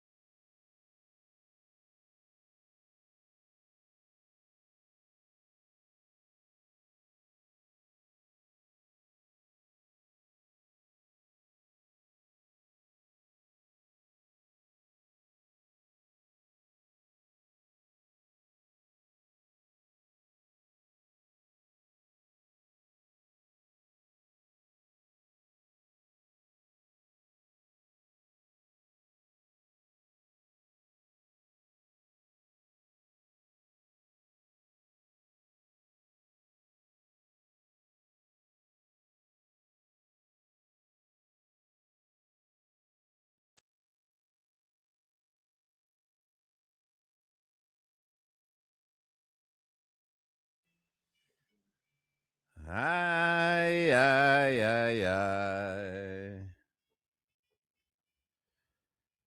have never seen anyone go as all in on Cinco de Mayo as Jimmy Garcia. This is revelatory to me. I did not know that you were so into this holiday. Just going with the theme. No, you have set the theme. You're not going with the theme. You have set. It's like somebody going, I'm just going with the offense. It was Bam on his 83.9 going, I'm just going with the offense. No. You are the offense. You set the offense. You're into this soccer match, huh? Yeah, no, I mean, this is big. This is a Champions League semifinal, second leg. I got to be honest. I don't understand anything about soccer. And, I'm a big AFC Bournemouth fan. Yeah. And they're having a season right now where my friend Jim Frivola, who should be the next athletic director at the University of Miami, we will get into that one day. But AFC Bournemouth is going to be eligible to play in the Champions League? Yes. So maybe. So I don't understand what that means. I didn't realize that Premier League teams, it's a separate I mean, this is really I'm kind of embarrassed. It's not. I just don't know anything about soccer. I'll explain it to you, okay? The Champions League is the top club European competition. So the top teams from all the different European leagues, EPL, they, of course, are a more prestigious league. They send more teams. Aren't they the most prestigious league? Yeah, but I think La Liga in Spain, Barcelona, Real Madrid, Gotcha. they would probably argue, even though right now it's not comparable. It's definitely EPL, the Bundesliga, which is the German league. All these top European leagues, but also every country, France, Belgium, any club team, they send the top teams to go play a club competition, a European club competition, to annually crown the best European club team where the best soccer is played. That is the Champions League. And that is the Champions League. And that's what's going on right now. This is the semifinal of the second leg. So if Arsenal holds this result, they're up 1-0. They drew 1-1 in Madrid. If they hold this result, they will play in the Champions League final, which is a neutral site, one winner-take-all game against the winner of the other semifinal, which is Paris Saint-Germain. They're the reigning champions. They won it last year.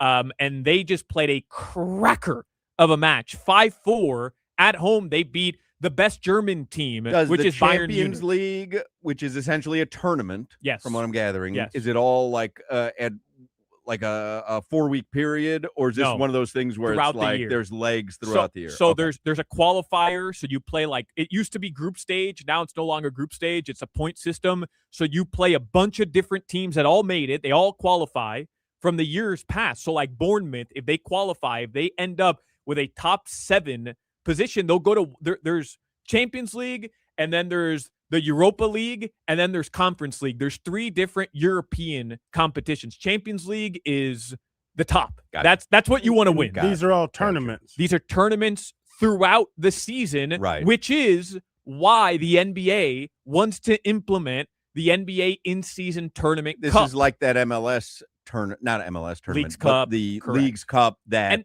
and Inter Miami was able to participate in. But people can rotate in the Europa League, and Champions League can be different teams every year. It's going to be different teams every year. I mean, the top of the top are always going to qualify. Well, not necessarily. Like it's happened before where Tottenham was in the final. They're one of the Premier League teams. Tottenham Hotspur. They were in the final of the Champions League, but didn't qualify for the following year Champions League. They just happened to hit a run of form in those Champions League games. So you can be having a bleep season in your actual regular season, but because at that point maybe you're prioritizing the health of your players for those Champions League games, you can go out and win a European title, which is why I don't understand why the American sports fan doesn't embrace the in-season tournament. Look at me. Look how dumb I look when you're talking about this. This is exactly why we don't embrace it. I'm a sports fan. Yeah. I'm 56 years old, And I'm having a tough time understanding all this. That's I'm the exact reason why. When you and these are all European teams you're talking but about. yeah, but there is a CONCACAF Champions Cup, which was remember when we had Whittier? Where's CONCACAF? CONCACAF is the It's governing a body. archipelago in the Pacific. So we're European League, Champions League, and now CONCACAF and La Liga. No. I'll explain it to you how you can understand. Every single continent has a governing body of soccer, a federation. Mm-hmm. FIFA oversees everything. Then there's CONMEBOL. Where is Don Garber? FIFA, CONMEBOL. Then there's CONMEBOL, which is South America. CONCACAF, which is North America, Central America. CONMEBOL put on that terrible tournament down here. No, CONMEBOL did the Copa America. Yeah. Right. So CONMEBOL's Copa America. There's a Copa Libertadores, which is the South American equivalent to the Champions League. All right. So, like right now, my team, Nacional, is playing Well, that's not a club team. It is. Now. Oh. Yeah. I thought it was a national team. So Nacional's in Copa Pal. Nacional. So Nacional is not national, even though they're called national? They're called national, but they're a club team in Uruguay. This is getting so damn this is complicated. European. Now we're Uruguayan. Club Nacional de Fútbol. That's my team. I always Nacional. thought that was the Uruguayan national team. No. You're That's telling La me Celeste. there's two La national teams. Celeste. La Celeste. Right, okay. Oh, But so La Celeste. They're playing the Copa Libertadores, which is the Champions League in South America. Inter Miami, we had Whitty on, and he said the most important thing for Inter Miami this season, as they've already won Leagues Cup and they've already won the MLS title, was to go deep and ultimately win the CONCACAF Champions Cup, which includes the best Mexican teams. It includes the best teams in the MLS. Mexican or South American? Right. No, Mexican. Just Mexican. The Mexican teams, the Mexican club teams, I'm and the Central American brings us club back teams. to Cinco de Mayo. Solana, I'm trying to draw like a food pyramid of soccer. No, the best soccer, the best clubs are undoubtedly in the Champions League. Undoubtedly. They play in Europe. Undoubtedly. The best teams play in Europe, See, hands this down. is my wheelhouse. Everybody's got their wheelhouse. What'd you say? Undoubtedly? Undoubtedly. You keep putting a B in there. Yeah, I don't know why. Yeah. That word escapes me currently.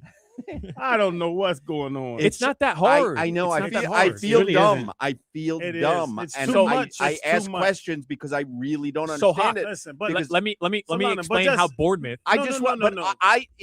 you gave me too much. I'm just going to concentrate on the best European club teams compete in the Champions League, which is a tournament, But and they have to Bournemouth qualify. may for it. qualify for Champions League, and But- that is so- a but big Solana, deal. but Yes. just listen.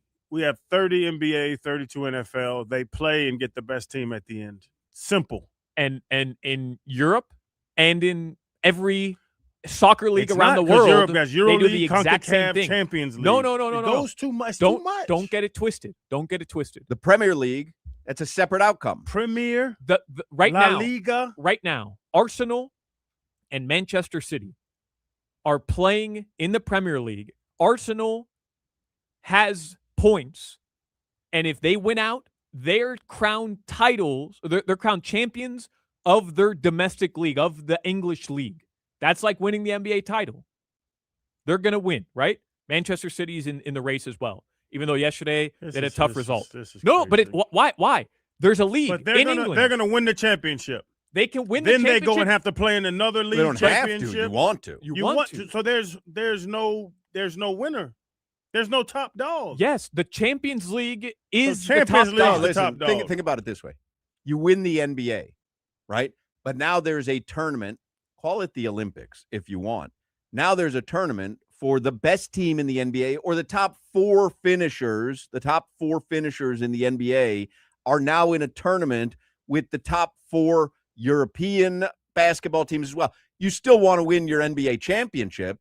You also want to win this next tournament or league, which as is where it's called. which is where I believe we're headed to. 100%. And I Now that believe you're we explaining it, I understand And it. I believe we should be heading in that direction. Because there are great international basketball teams, as we see when there's international play. And could you imagine if Barcelona, the basketball team, we're talking basketball, Real Madrid, the basketball team, played let's say this year, the Minnesota Timberwolves were one of the top teams, they would qualify, right? And there was an upset, like the drama, NBA fans would be heated. Their blood would boil. The NBA players themselves would be embarrassed if they lost to that caliber of team. And that's the type of upsets and opportunity you get in the Champions League, where Arsenal, Manchester City, Real Madrid will play a team from Belgium or Club Brugge, for example, or a team from Bulgaria, or a team, you know what I mean? And they get the opportunity to face giants. To understand this, I we're going don't to know have what to the circle hell he's back. talking about. You're behind me, and that's fine. That's going to happen a lot on this show. But we're going to come back to this. We're going to come back. No, I'm starting to get it. Can I just explain the Bournemouth situation quickly? 2 lasts seconds. too long. It lasts too damn long. It doesn't. You got to play this season and then take this season to go to that season and take this. But it's and all cut going the on middle at of the same season and time. go in that season and cut out of this to go to national teams. Well, we haven't even gotten to the domestic cup competition. I don't want domestic Carabao cups. Cup and the FA Cup. We haven't even brushed the surface. But Hawk, Bournemouth right now is in 6th place. Mm-hmm. They're not in a Champions League spot. Right. They're in a European competition spot. Which would be nice. No, that's huge. Right. Even for Bournemouth to go to the Euros would be huge. However, Up the cherries. However, if Arsenal wins the Champions League, which is a very big possibility, they're up 1-0, they're going to the final, they automatically qualify, which adds 1 extra spot from the English Premier League. Oh, so that helps Bournemouth. So they now essentially be a top 5 finish because Arsenal doesn't even count, and they go play Champions League football, which for Bournemouth, a club that maybe 5-6 years ago wasn't even playing top flight football in England, is literally unbelievable. Which is why I told you Jim Fravola changed the trajectory of AFC Bournemouth, and that's why he will make a great athletic director at the University of Miami. In fact, UM may qualify for a Super Bowl. Through the Liga. You got it chubby, Solana. He loves this. You get excited about this fool. I do want. I want to learn this. I do want to learn It's it. too much. It's not, though. Because You're my playing in the It's not CONCACAF, too to much. play in the Premier, to go to the La Liga, to go to the But European when Cup, you say, to go to the Championship when you say League, it's too much, are you suggesting it's not going to work? to go to club competition, to go to best Euro League. I don't not understand simple. because my friends do the Listen, same thing. 17 My friends do Well, the same thing. it's not American. This is- 17 we don't- games, go to the playoffs window down to a winner. Right, but this is the playoff. We need simple. We're This- we Americans. need We're simple. Americans. We need simple. No, don't we need more? No, we don't. As Americans, You get UFL. capitalist- Why doesn't the UFL work? the Why cap- doesn't XFL because work? it's trash. It's And less it's some quality. trash. I guarantee No, there's no. trash soccer teams out there. No, They're the but best they don't. team. But they don't qualify for the Champions League. That's the whole thing. They And don't what if- qualify for the And we Europa. can't bring them over here because there's not football or there's not quality basketball But around nobody's the world. talking about this being in the NFL. It's all But soccer. there is quality basketball around the world. now. Without the NBA players. yeah. Yes. Without Yeah, if the NBA if the NBA guys don't go back to play in France, NBA guys don't go back to play in Spain, and they don't have a chance to be the NBA team. What you say they don't have a chance, but I'm not saying No NBA like NBA France. No, Wemby stand on the Spurs. there are club France teams. can go. France can come and beat the Spurs There are- without Wemby. There are club teams. No way. There are club No teams in way. Turkey. Fenerbahce is one of them. There are club teams in Turkey Fenerbahce. in the Super League in Europe. They do the exact same type of tournament, and they are quality club teams. I'm not saying that the talent is similar, but because they play a physical brand of basketball that I believe could compete in a 1-game sample size, not in a 7-game, but in a 1-game sample size against some NBA teams. There's quality competition. There's NBA players. Well, the thing is, playing though, over they there. wouldn't be playing some NBA teams. They'd be playing in this The scenario best. the best NBA teams. Right. But So in a so one-off what's game, the name in a you just- one-off what's game, the name you just said? Hawk, I believe it's possible.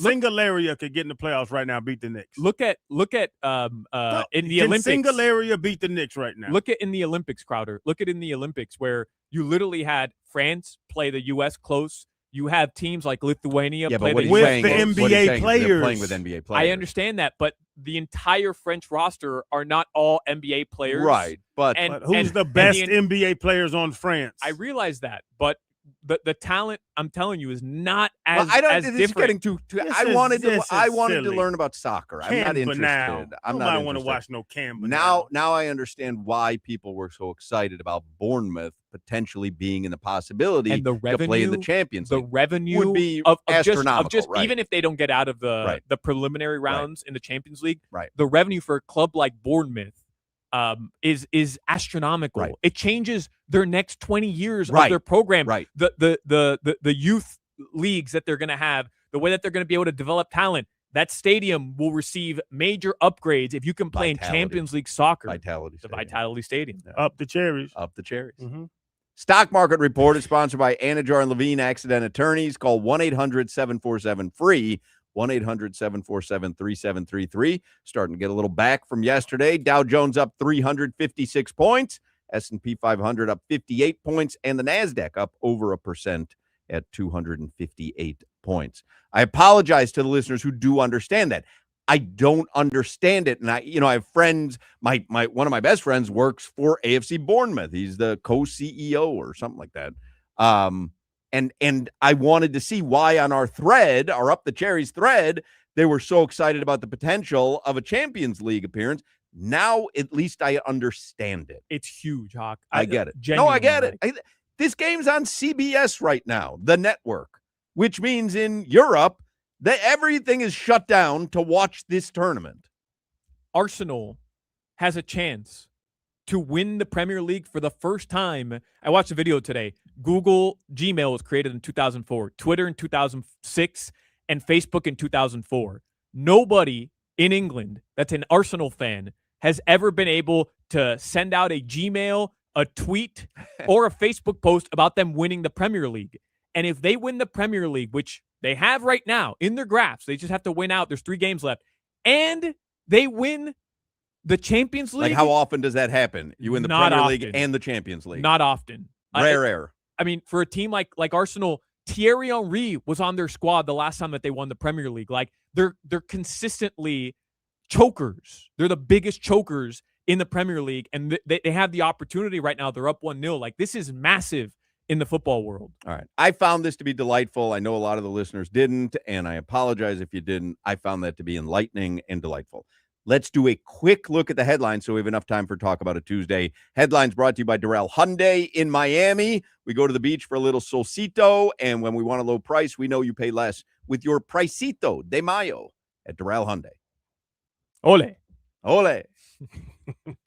That was the best segment ever. I mean, I want to do more of that. You are in your bag. Talk about having a bag. Wemby, no bag. Goodness Solana's got a gracious. bag. I finally succumbed to pressure from my brother Man, this to was join crazy. his soccer podcast, because I'm like, I got to talk soccer. Like, I'm done. And then all of a sudden you get it here. Yeah. And now the hell with Daniel. See ya. NHL draft lottery is tonight. And the Panthers retain their pick. 8th worst record is what they finished with in the NHL. The Panthers have a 6% chance at landing Oh, my God. The red first team just missed an easy, wide open goal. overall pick. Arsenal. Mm-hmm. This is Premier League. No, this is Champions League. I'm sorry. I don't know what you talked about for That's 20 all right. minutes. That's all right. We'll It's get okay. it takes a while. Draw You me a gotta- graph. I can't draw graphs. That's not my wheelhouse. I love when people look at a graph and they know exactly what's going on. I look at a graph and I get more confused. Spider graph, Venn diagram. I got none of that. Somebody says, Jesus Christ, I'd rather hear WNBA preseason talk than Solana going on about soccer. Well, I tried that last year, and Hawk and Crowder turned it into a race war. So pick what you want, listener. Pick what you want. Team Clark.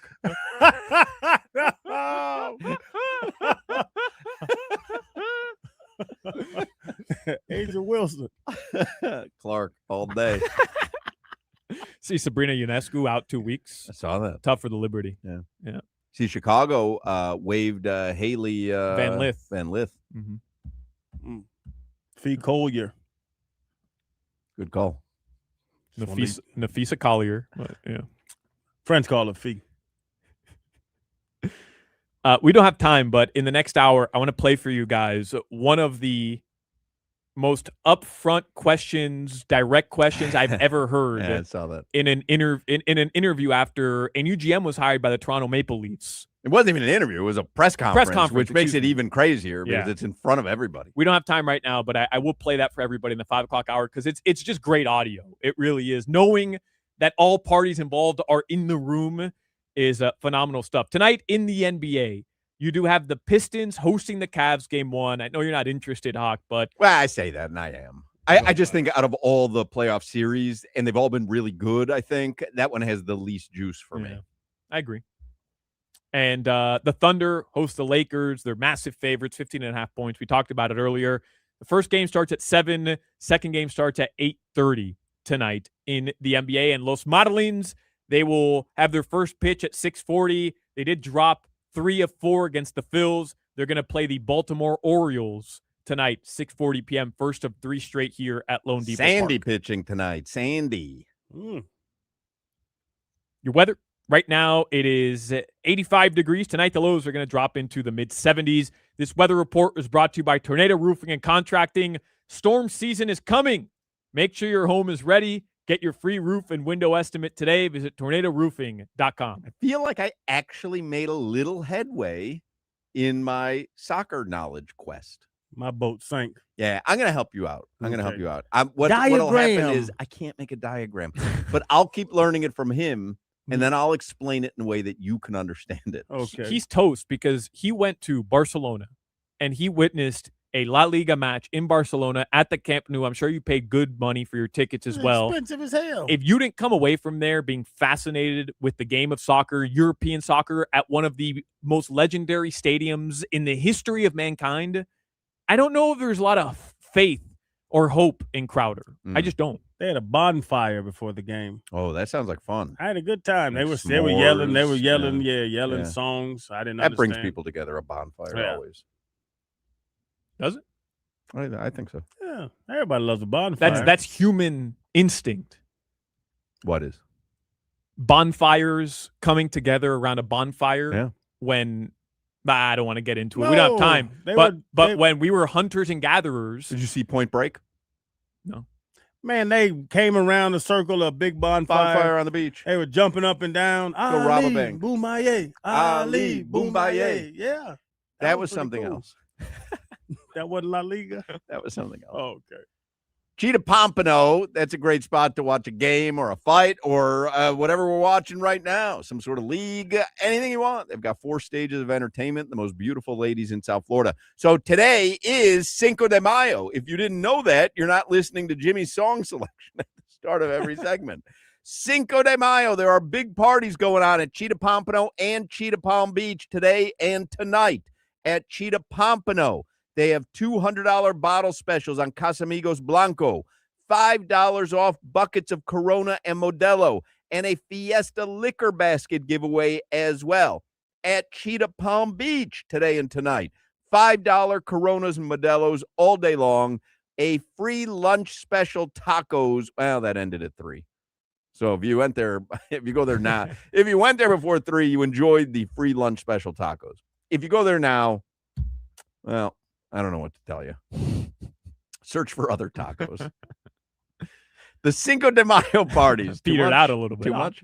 The Cinco de Mayo parties are at Cheetah Pompano and Cheetah Palm Beach. You want to get your party on today and tonight. Cheetah Pompano and Cheetah Palm Beach. Get all the details at cheetahsofl.com. You're listening to the Hawk, Crowder, and Solana Show. You guys see new Mozart is dropping soon? He's dead. Got what you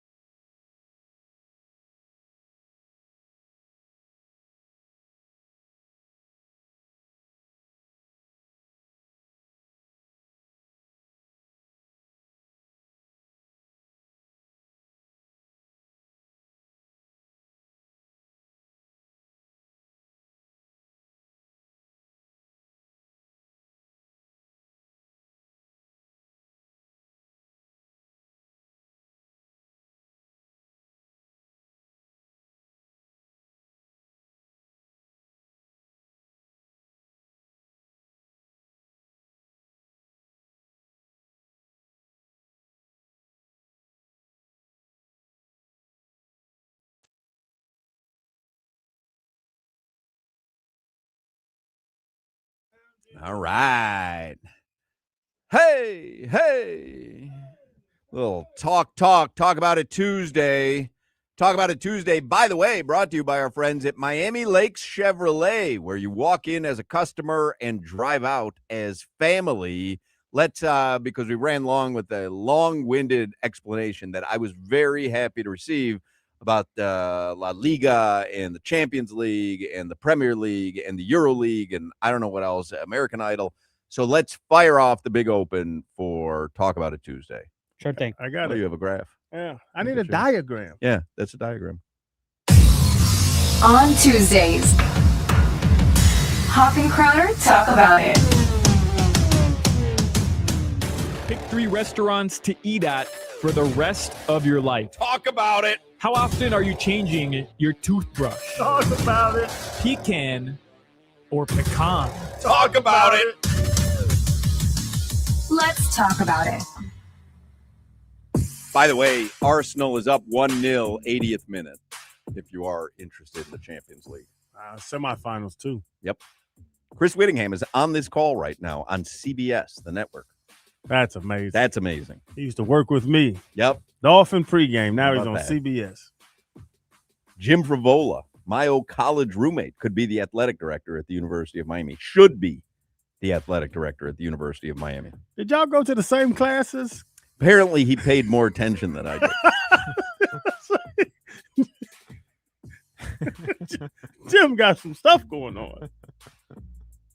I feel pretty good about these topics. All right. Especially this one. Hawk, this has to do with something you posted on Instagram on Friday. You went to lunch with Woody and Appel. Yeah. And in that picture, I'm not sure where you went Twin Peaks. for lunch, Twin Peaks. Used to be the old sponsor of Talk About It Tuesday. Yep. In the picture, there was a booth TV. So Yeah. you had in your booth, you had one of those small TVs. I imagine there's a remote control or you can kind of just flip Something through. like that, yeah. Yeah. Do you prefer when you're at a sports bar, your own individual small booth TV that you have control of, or just a sports bar or restaurant littered with giant televisions everywhere when you're watching a big game? Talk about it. Talk about it. Talk about it. Do I have to choose one or the other?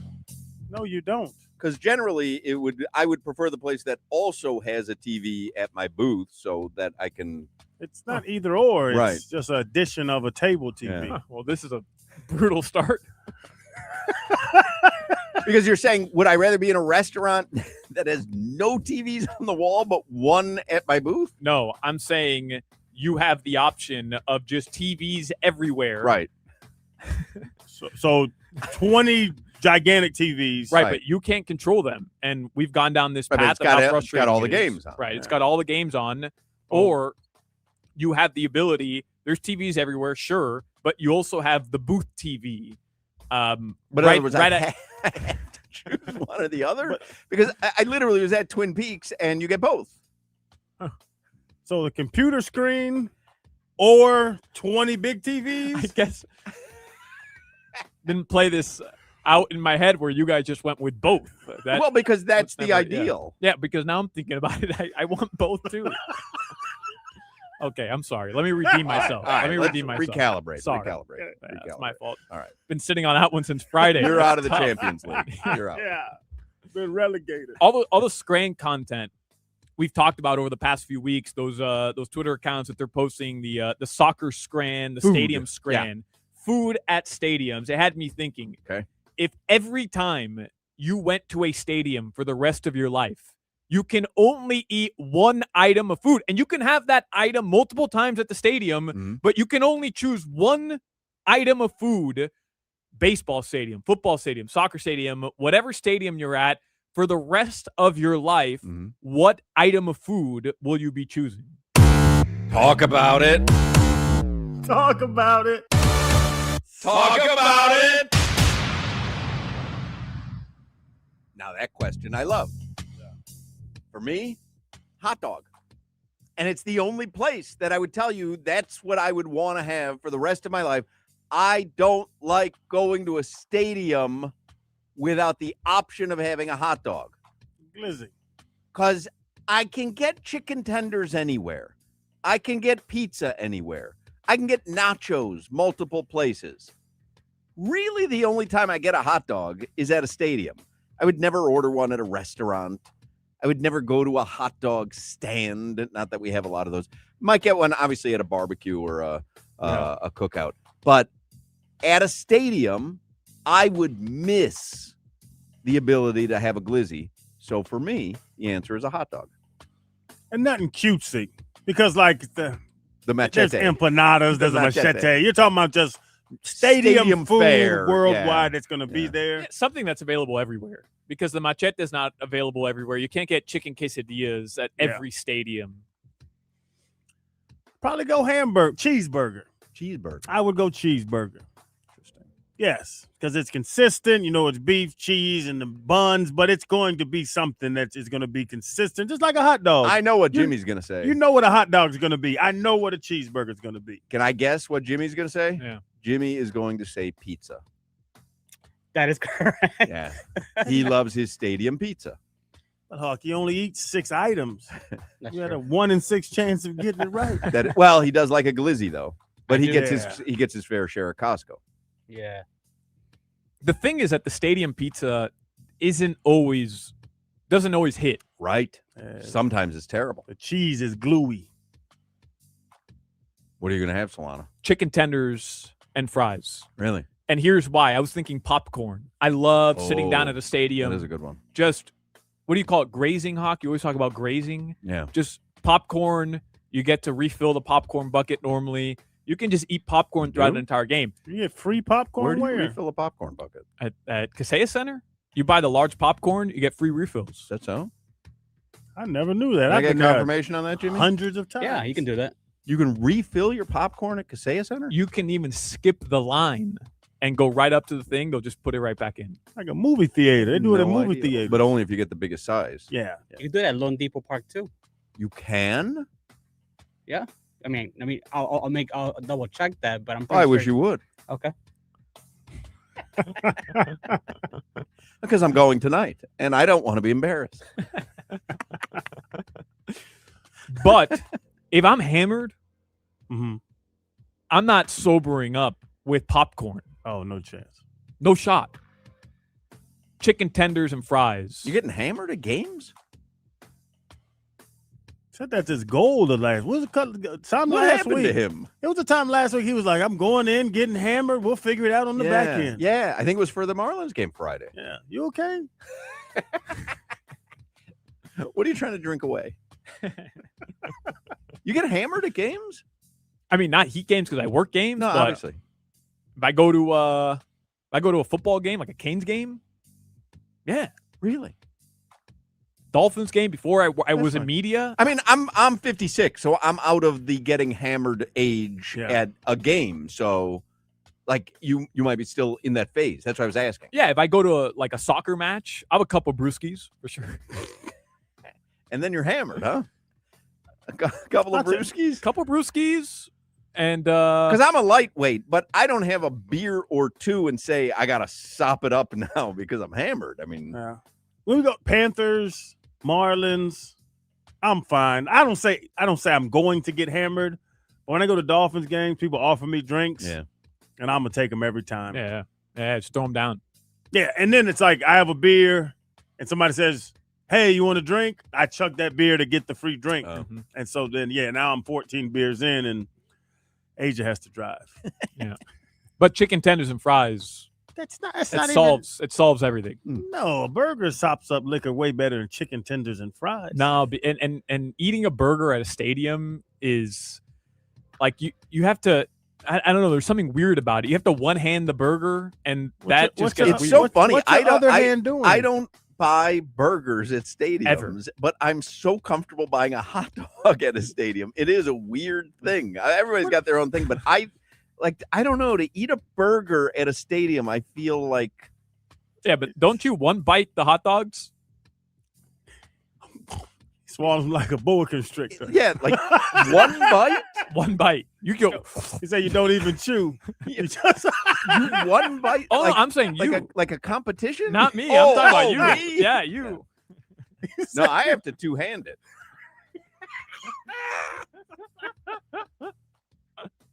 How do you guys do? All right, there you go. A rousing rendition. I have one more that's a yes or no. We don't have time. Okay. We just don't. We have a Marlins game to get to tonight at 6. No, I'm serious. that's Like we fine. have just limited time. I go with yes. Well, put me down for a yes as well. I'm gonna say no. All right, fair enough. So everybody did it, and there you go. You got your final one in. What was it? Just out of curiosity. Skip Bayless going back to First Take Friday. Are you buying or selling a Stephen A. Skip Well, Bayless? that's not a debate? yes or no question. He said You do this. he doesn't understand. Are Did you you write? buying? Not are you buying or but that's not a yes or no question. Did you write down answers on multiple choice? Did I'm you gonna use a go with. Scantron? I'm gonna go with E. Right. Yes or no question. Are you buying or selling? All right, 5 o'clock. Funky Buddha Happy Hour is next. You're listening to the Hawk, Crowder, and Solana Show. You telling me Gogar had 2 balls?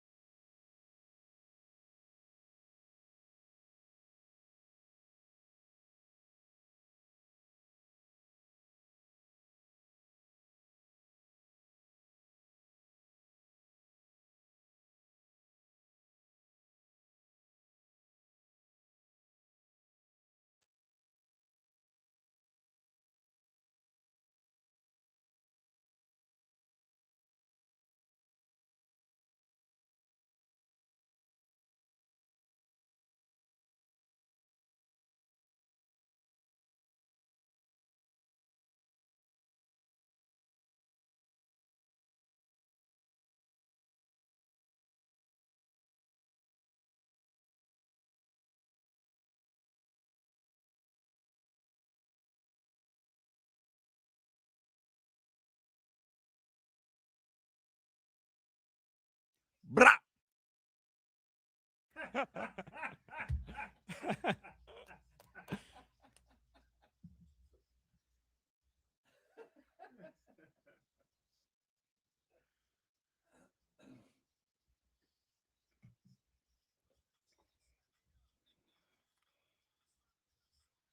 5 o'clock here.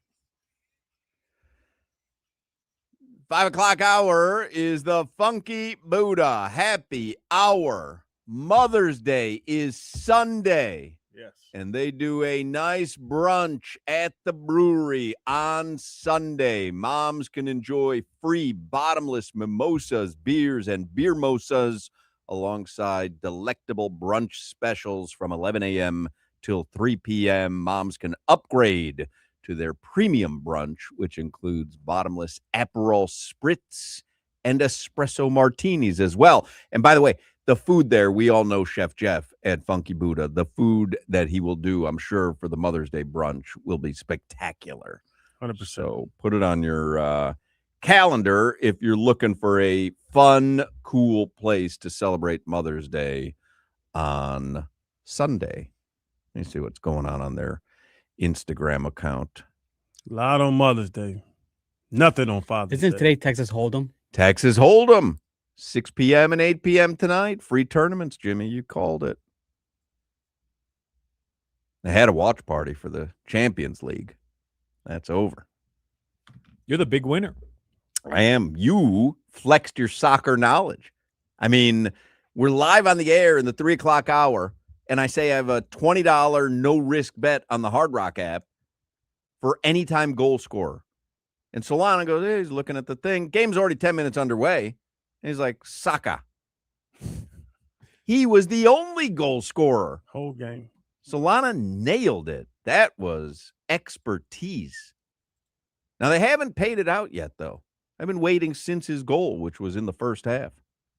You'll get Let's it. go, Hard Rock. Pull the Okay. screen down and let the little. I'm doing it, man. Okay. Oh, you know what? Nope. Didn't work. Still there. Well, I'm going to have stuff at the Marlins game tonight as well. Fire up the old Hard Rock app. Yeah. See what I got working. Also, Pineapple Beach is back at Funky Buddha.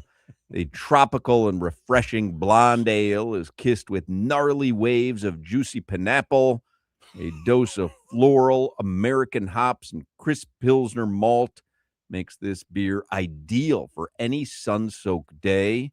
It's available now in the tap room or in to-go six-packs, and you can find it statewide at some retailers. Pineapple Beach from Funky Buddha, one of their best.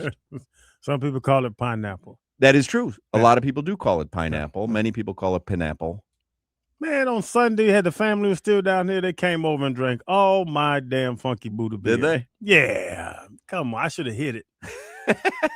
Oh, that's how you know it's a good family get-together when goodness. all the Funky Buddha gets drunk. All right, let's get headlines here for the 5 o'clock Funky Buddha Happy Hour, home of Pineapple Beach, brought to you by Doral Hyundai in Miami. We go to the beach for a little solcito, and when we want a low price, we know you pay less with your Pricito de Mayo at Doral Hyundai. So I want to play this sound for you guys. This was going viral all across social media yesterday. This is Steve Simmons. He is a reporter for the Toronto Sun. And yesterday, the Toronto Maple Leafs had a press conference to introduce their new GM hire because the Florida Panthers ruined that entire organization. I don't know if you guys remember. Yes. So they traded away arguably their best player. And hockey is religion in Toronto. And the Leafs haven't done anything. Nope. A Canadian team hasn't won the Stanley Cup in 30 plus years. Do I Yeah. have that right? And Montreal's the I think only team since alive right now. 93, I believe. Yeah. Crazy. So they're announcing their new GM hire. It's a guy named John Chaika as their new GM. And the owner, Keith Pelly, is up there with John Chaika and another member of the executive team. Listen to what Steve Simmons from the Toronto Sun, listen to the question he has for the president, Keith Pelly. Steve Simmons, Toronto Sun, for Keith. You talk about the due diligence that you did on John prior to hiring him and now hiring him. In the past, say 3 to 4 days, I have been in contact with about 20 people who work in the National Hockey League, many of whom are prominent names that we would all know. And of the 20 people I spoke to, one was supportive of John's hiring, and the other 19 thought it was a sham, to be perfectly honest. Words were used like con artist, liar, salesman. How did you come to a different conclusion that I was able to come to in a very short time? I must have talked to different people. That's it? Because I'm talking the hockey world today is astounded by this announcement. Okay. And your response to that? Is we've conducted due diligence, and it was deep due diligence. It was a thorough process, and I'm quite happy with where we've landed. I don't know the background of the GM they hired. Obviously, that doesn't come out of the blue. Mm-hmm. I'm almost imagining that might be like if UM ends up hiring Michael Yormark as the athletic director when he has a terrible reputation down here, you may get a question like that. I'm imagining that guy either has baggage or no one's heard of him. It's one of the two. Baggage, a lot. I've been doing some research, and it's difficult because I don't know enough about hockey to really understand some of this stuff. But like, for example, he was the Coyotes GM, and he was the youngest general manager ever hired, analytics guy who's going to come in and change everything. And at one point, he got suspended by the NHL for the rest of the 2021 season because of conduct detrimental to the league. He apparently backstabbed people in the organization. He cost them, because of that suspension, multiple first-round picks. Oh, and by the way, Arizona no longer has the Coyotes either, and a lot of people blame him. Not solely him, but a lot of people blame him. Also, they just weren't any good. There's a lot of other stuff. But, yeah, like when Steve Simmons, who, again, I don't know who this guy is. I'm not going to lie. But when he is saying he's talked to a lot of hockey people and they're calling it a sham, the idea that Chaika was going to be hired by the Toronto Maple Leafs, considering his track record, and it's fairly recent. And them being one of the premier franchises in all of that sport. Yeah, I don't think he's being cruel just to be cruel. I think he was being direct, and it's what he was told. Put the feet to the fire. If he knows people like that, and I don't know Steve or Chaika, but if you talk to 20 people and 19 had bad things to say about him, ask why he was hired. Mm-hmm. He was upset. That's it. Yeah, he didn't want to hear that question, but yeah, that's what I think reporting should be. It is funny to ask that question while the dude is sitting right there. Yeah. And hirings are always supposed to be celebratory because now you got your guy. Yeah, well, it's hope. It's hope for the future. I'll say this, though. When Paul Maurice was hired, not that Paul Maurice had a track record that included suspension or anything like that, or like a sketchy track record. Panthers fans weren't thrilled about Paul Maurice being hired down here. Well, we may have been clouded a little bit by Rob Pizzola because he was the one who came on with us and said, this is a retread. This guy will never get you to the Stanley Cup. He'll get you in the postseason, but nothing doing. Because he had never done it. Correct. He was the losingest coach in NHL history. Nobody had lost more games than Paul Maurice. Is that so? Yeah. When the Panthers hired him, nobody has lost more games in the NHL than Paul Maurice, which is what the joke was. The Panthers hired the biggest loser to replace a guy that got them to that won the President's Cup that year. He never won a cup, and he was well. That I remember. I didn't know that he was the losingest coach in the NHL. But it was something where he's coached for 17 years. Yeah. So you're gonna have a lot been of around losses. forever. Yeah. Yep. All right. Anything else? You know what? It's funny you say. I remember when Andy Reid went to Kansas City, and they were saying like, "Oh, now you get an old Andy Reid. He couldn't even do nothing in Philly. He kept losing." Yeah, and now he has 17 Super Bowls. Los Modelings do play tonight, as Hawk mentioned. That'll be at 6:40 p.m. They open up their series against the Baltimore Orioles. And NBA playoff games tonight. Pistons host the Cavaliers. It's game 1, 7 p.m. The Thunder host the Lakers. No Luka Doncic. Game 1 as well. That's at 8:30 p.m. Marlins game tonight is here on FM 104.3 WQAM. You do have the NHL lottery tonight as well. Florida Panthers have a 6% chance at landing the top pick in the NHL draft. When is the draft? Do we know? 7 p.m. on 7 p.m.? ESPN. All right. Crowder was asking off the air, is it ping pong balls? Do you know how they do it? No, Who's representing the Panthers out there? I don't know that either. They got to be the old goalie. He does everything. Luongo? Luongo, The Beezer? the Beezer. Panthers have picked first overall 2 times in the history of the organization. Do you know who they picked? Wow. You know First this person. overall pick. One of them is Sasha Barkov an overall number 1? He's not. Scott Lindsay. Well, it's Billy Lindsay, first of all. But I don't think he was an overall number 1. One of them in 2014 still plays for the Florida Panthers. Right. It's Barking. Trocheck. I just said Sasha Barkov. Trocheck's not on the Panthers. Yeah, I missed him. The defenseman you hate? Traffic cone. Yeah.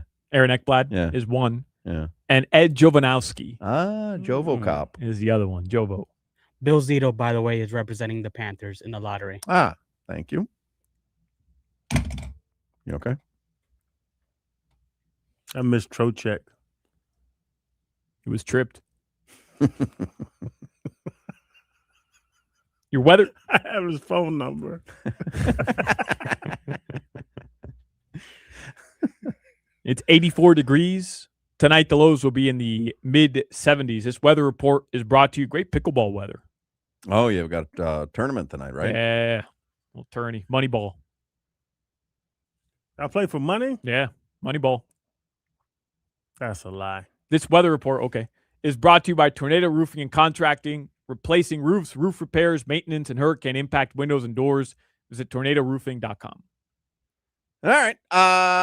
Josh Appel will join us in the next segment. Talk a little sports with him. The Hard Rock Bet Party is on, especially if you had anytime goal scorer earlier today.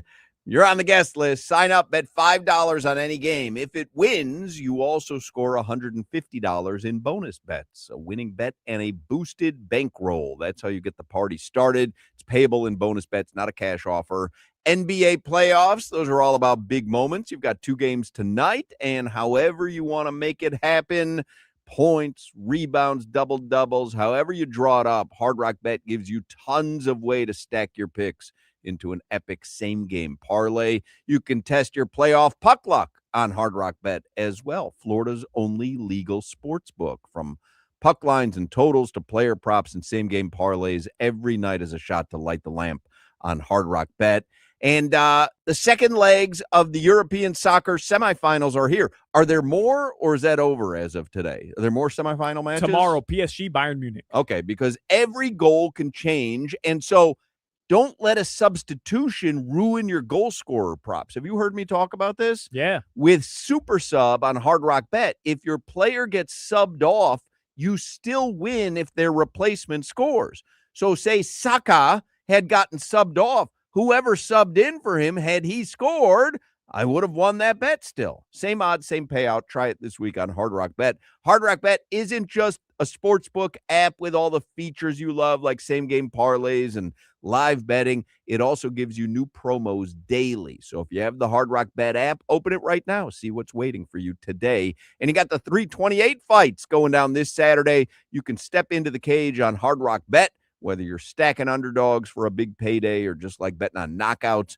Hard Rock Bet is Florida's way to bet MMA. It all starts with you downloading the Hard Rock Bet app right now, offered by the Seminole Tribe of Florida. Must be 21 plus and physically present in Florida to wager. Terms and conditions apply. Concerned about your gambling? Call or text 1-833-PLAY-WISE. You're listening to the Hawk, Crowder, and Solana Show. Me sube la bilirrubina.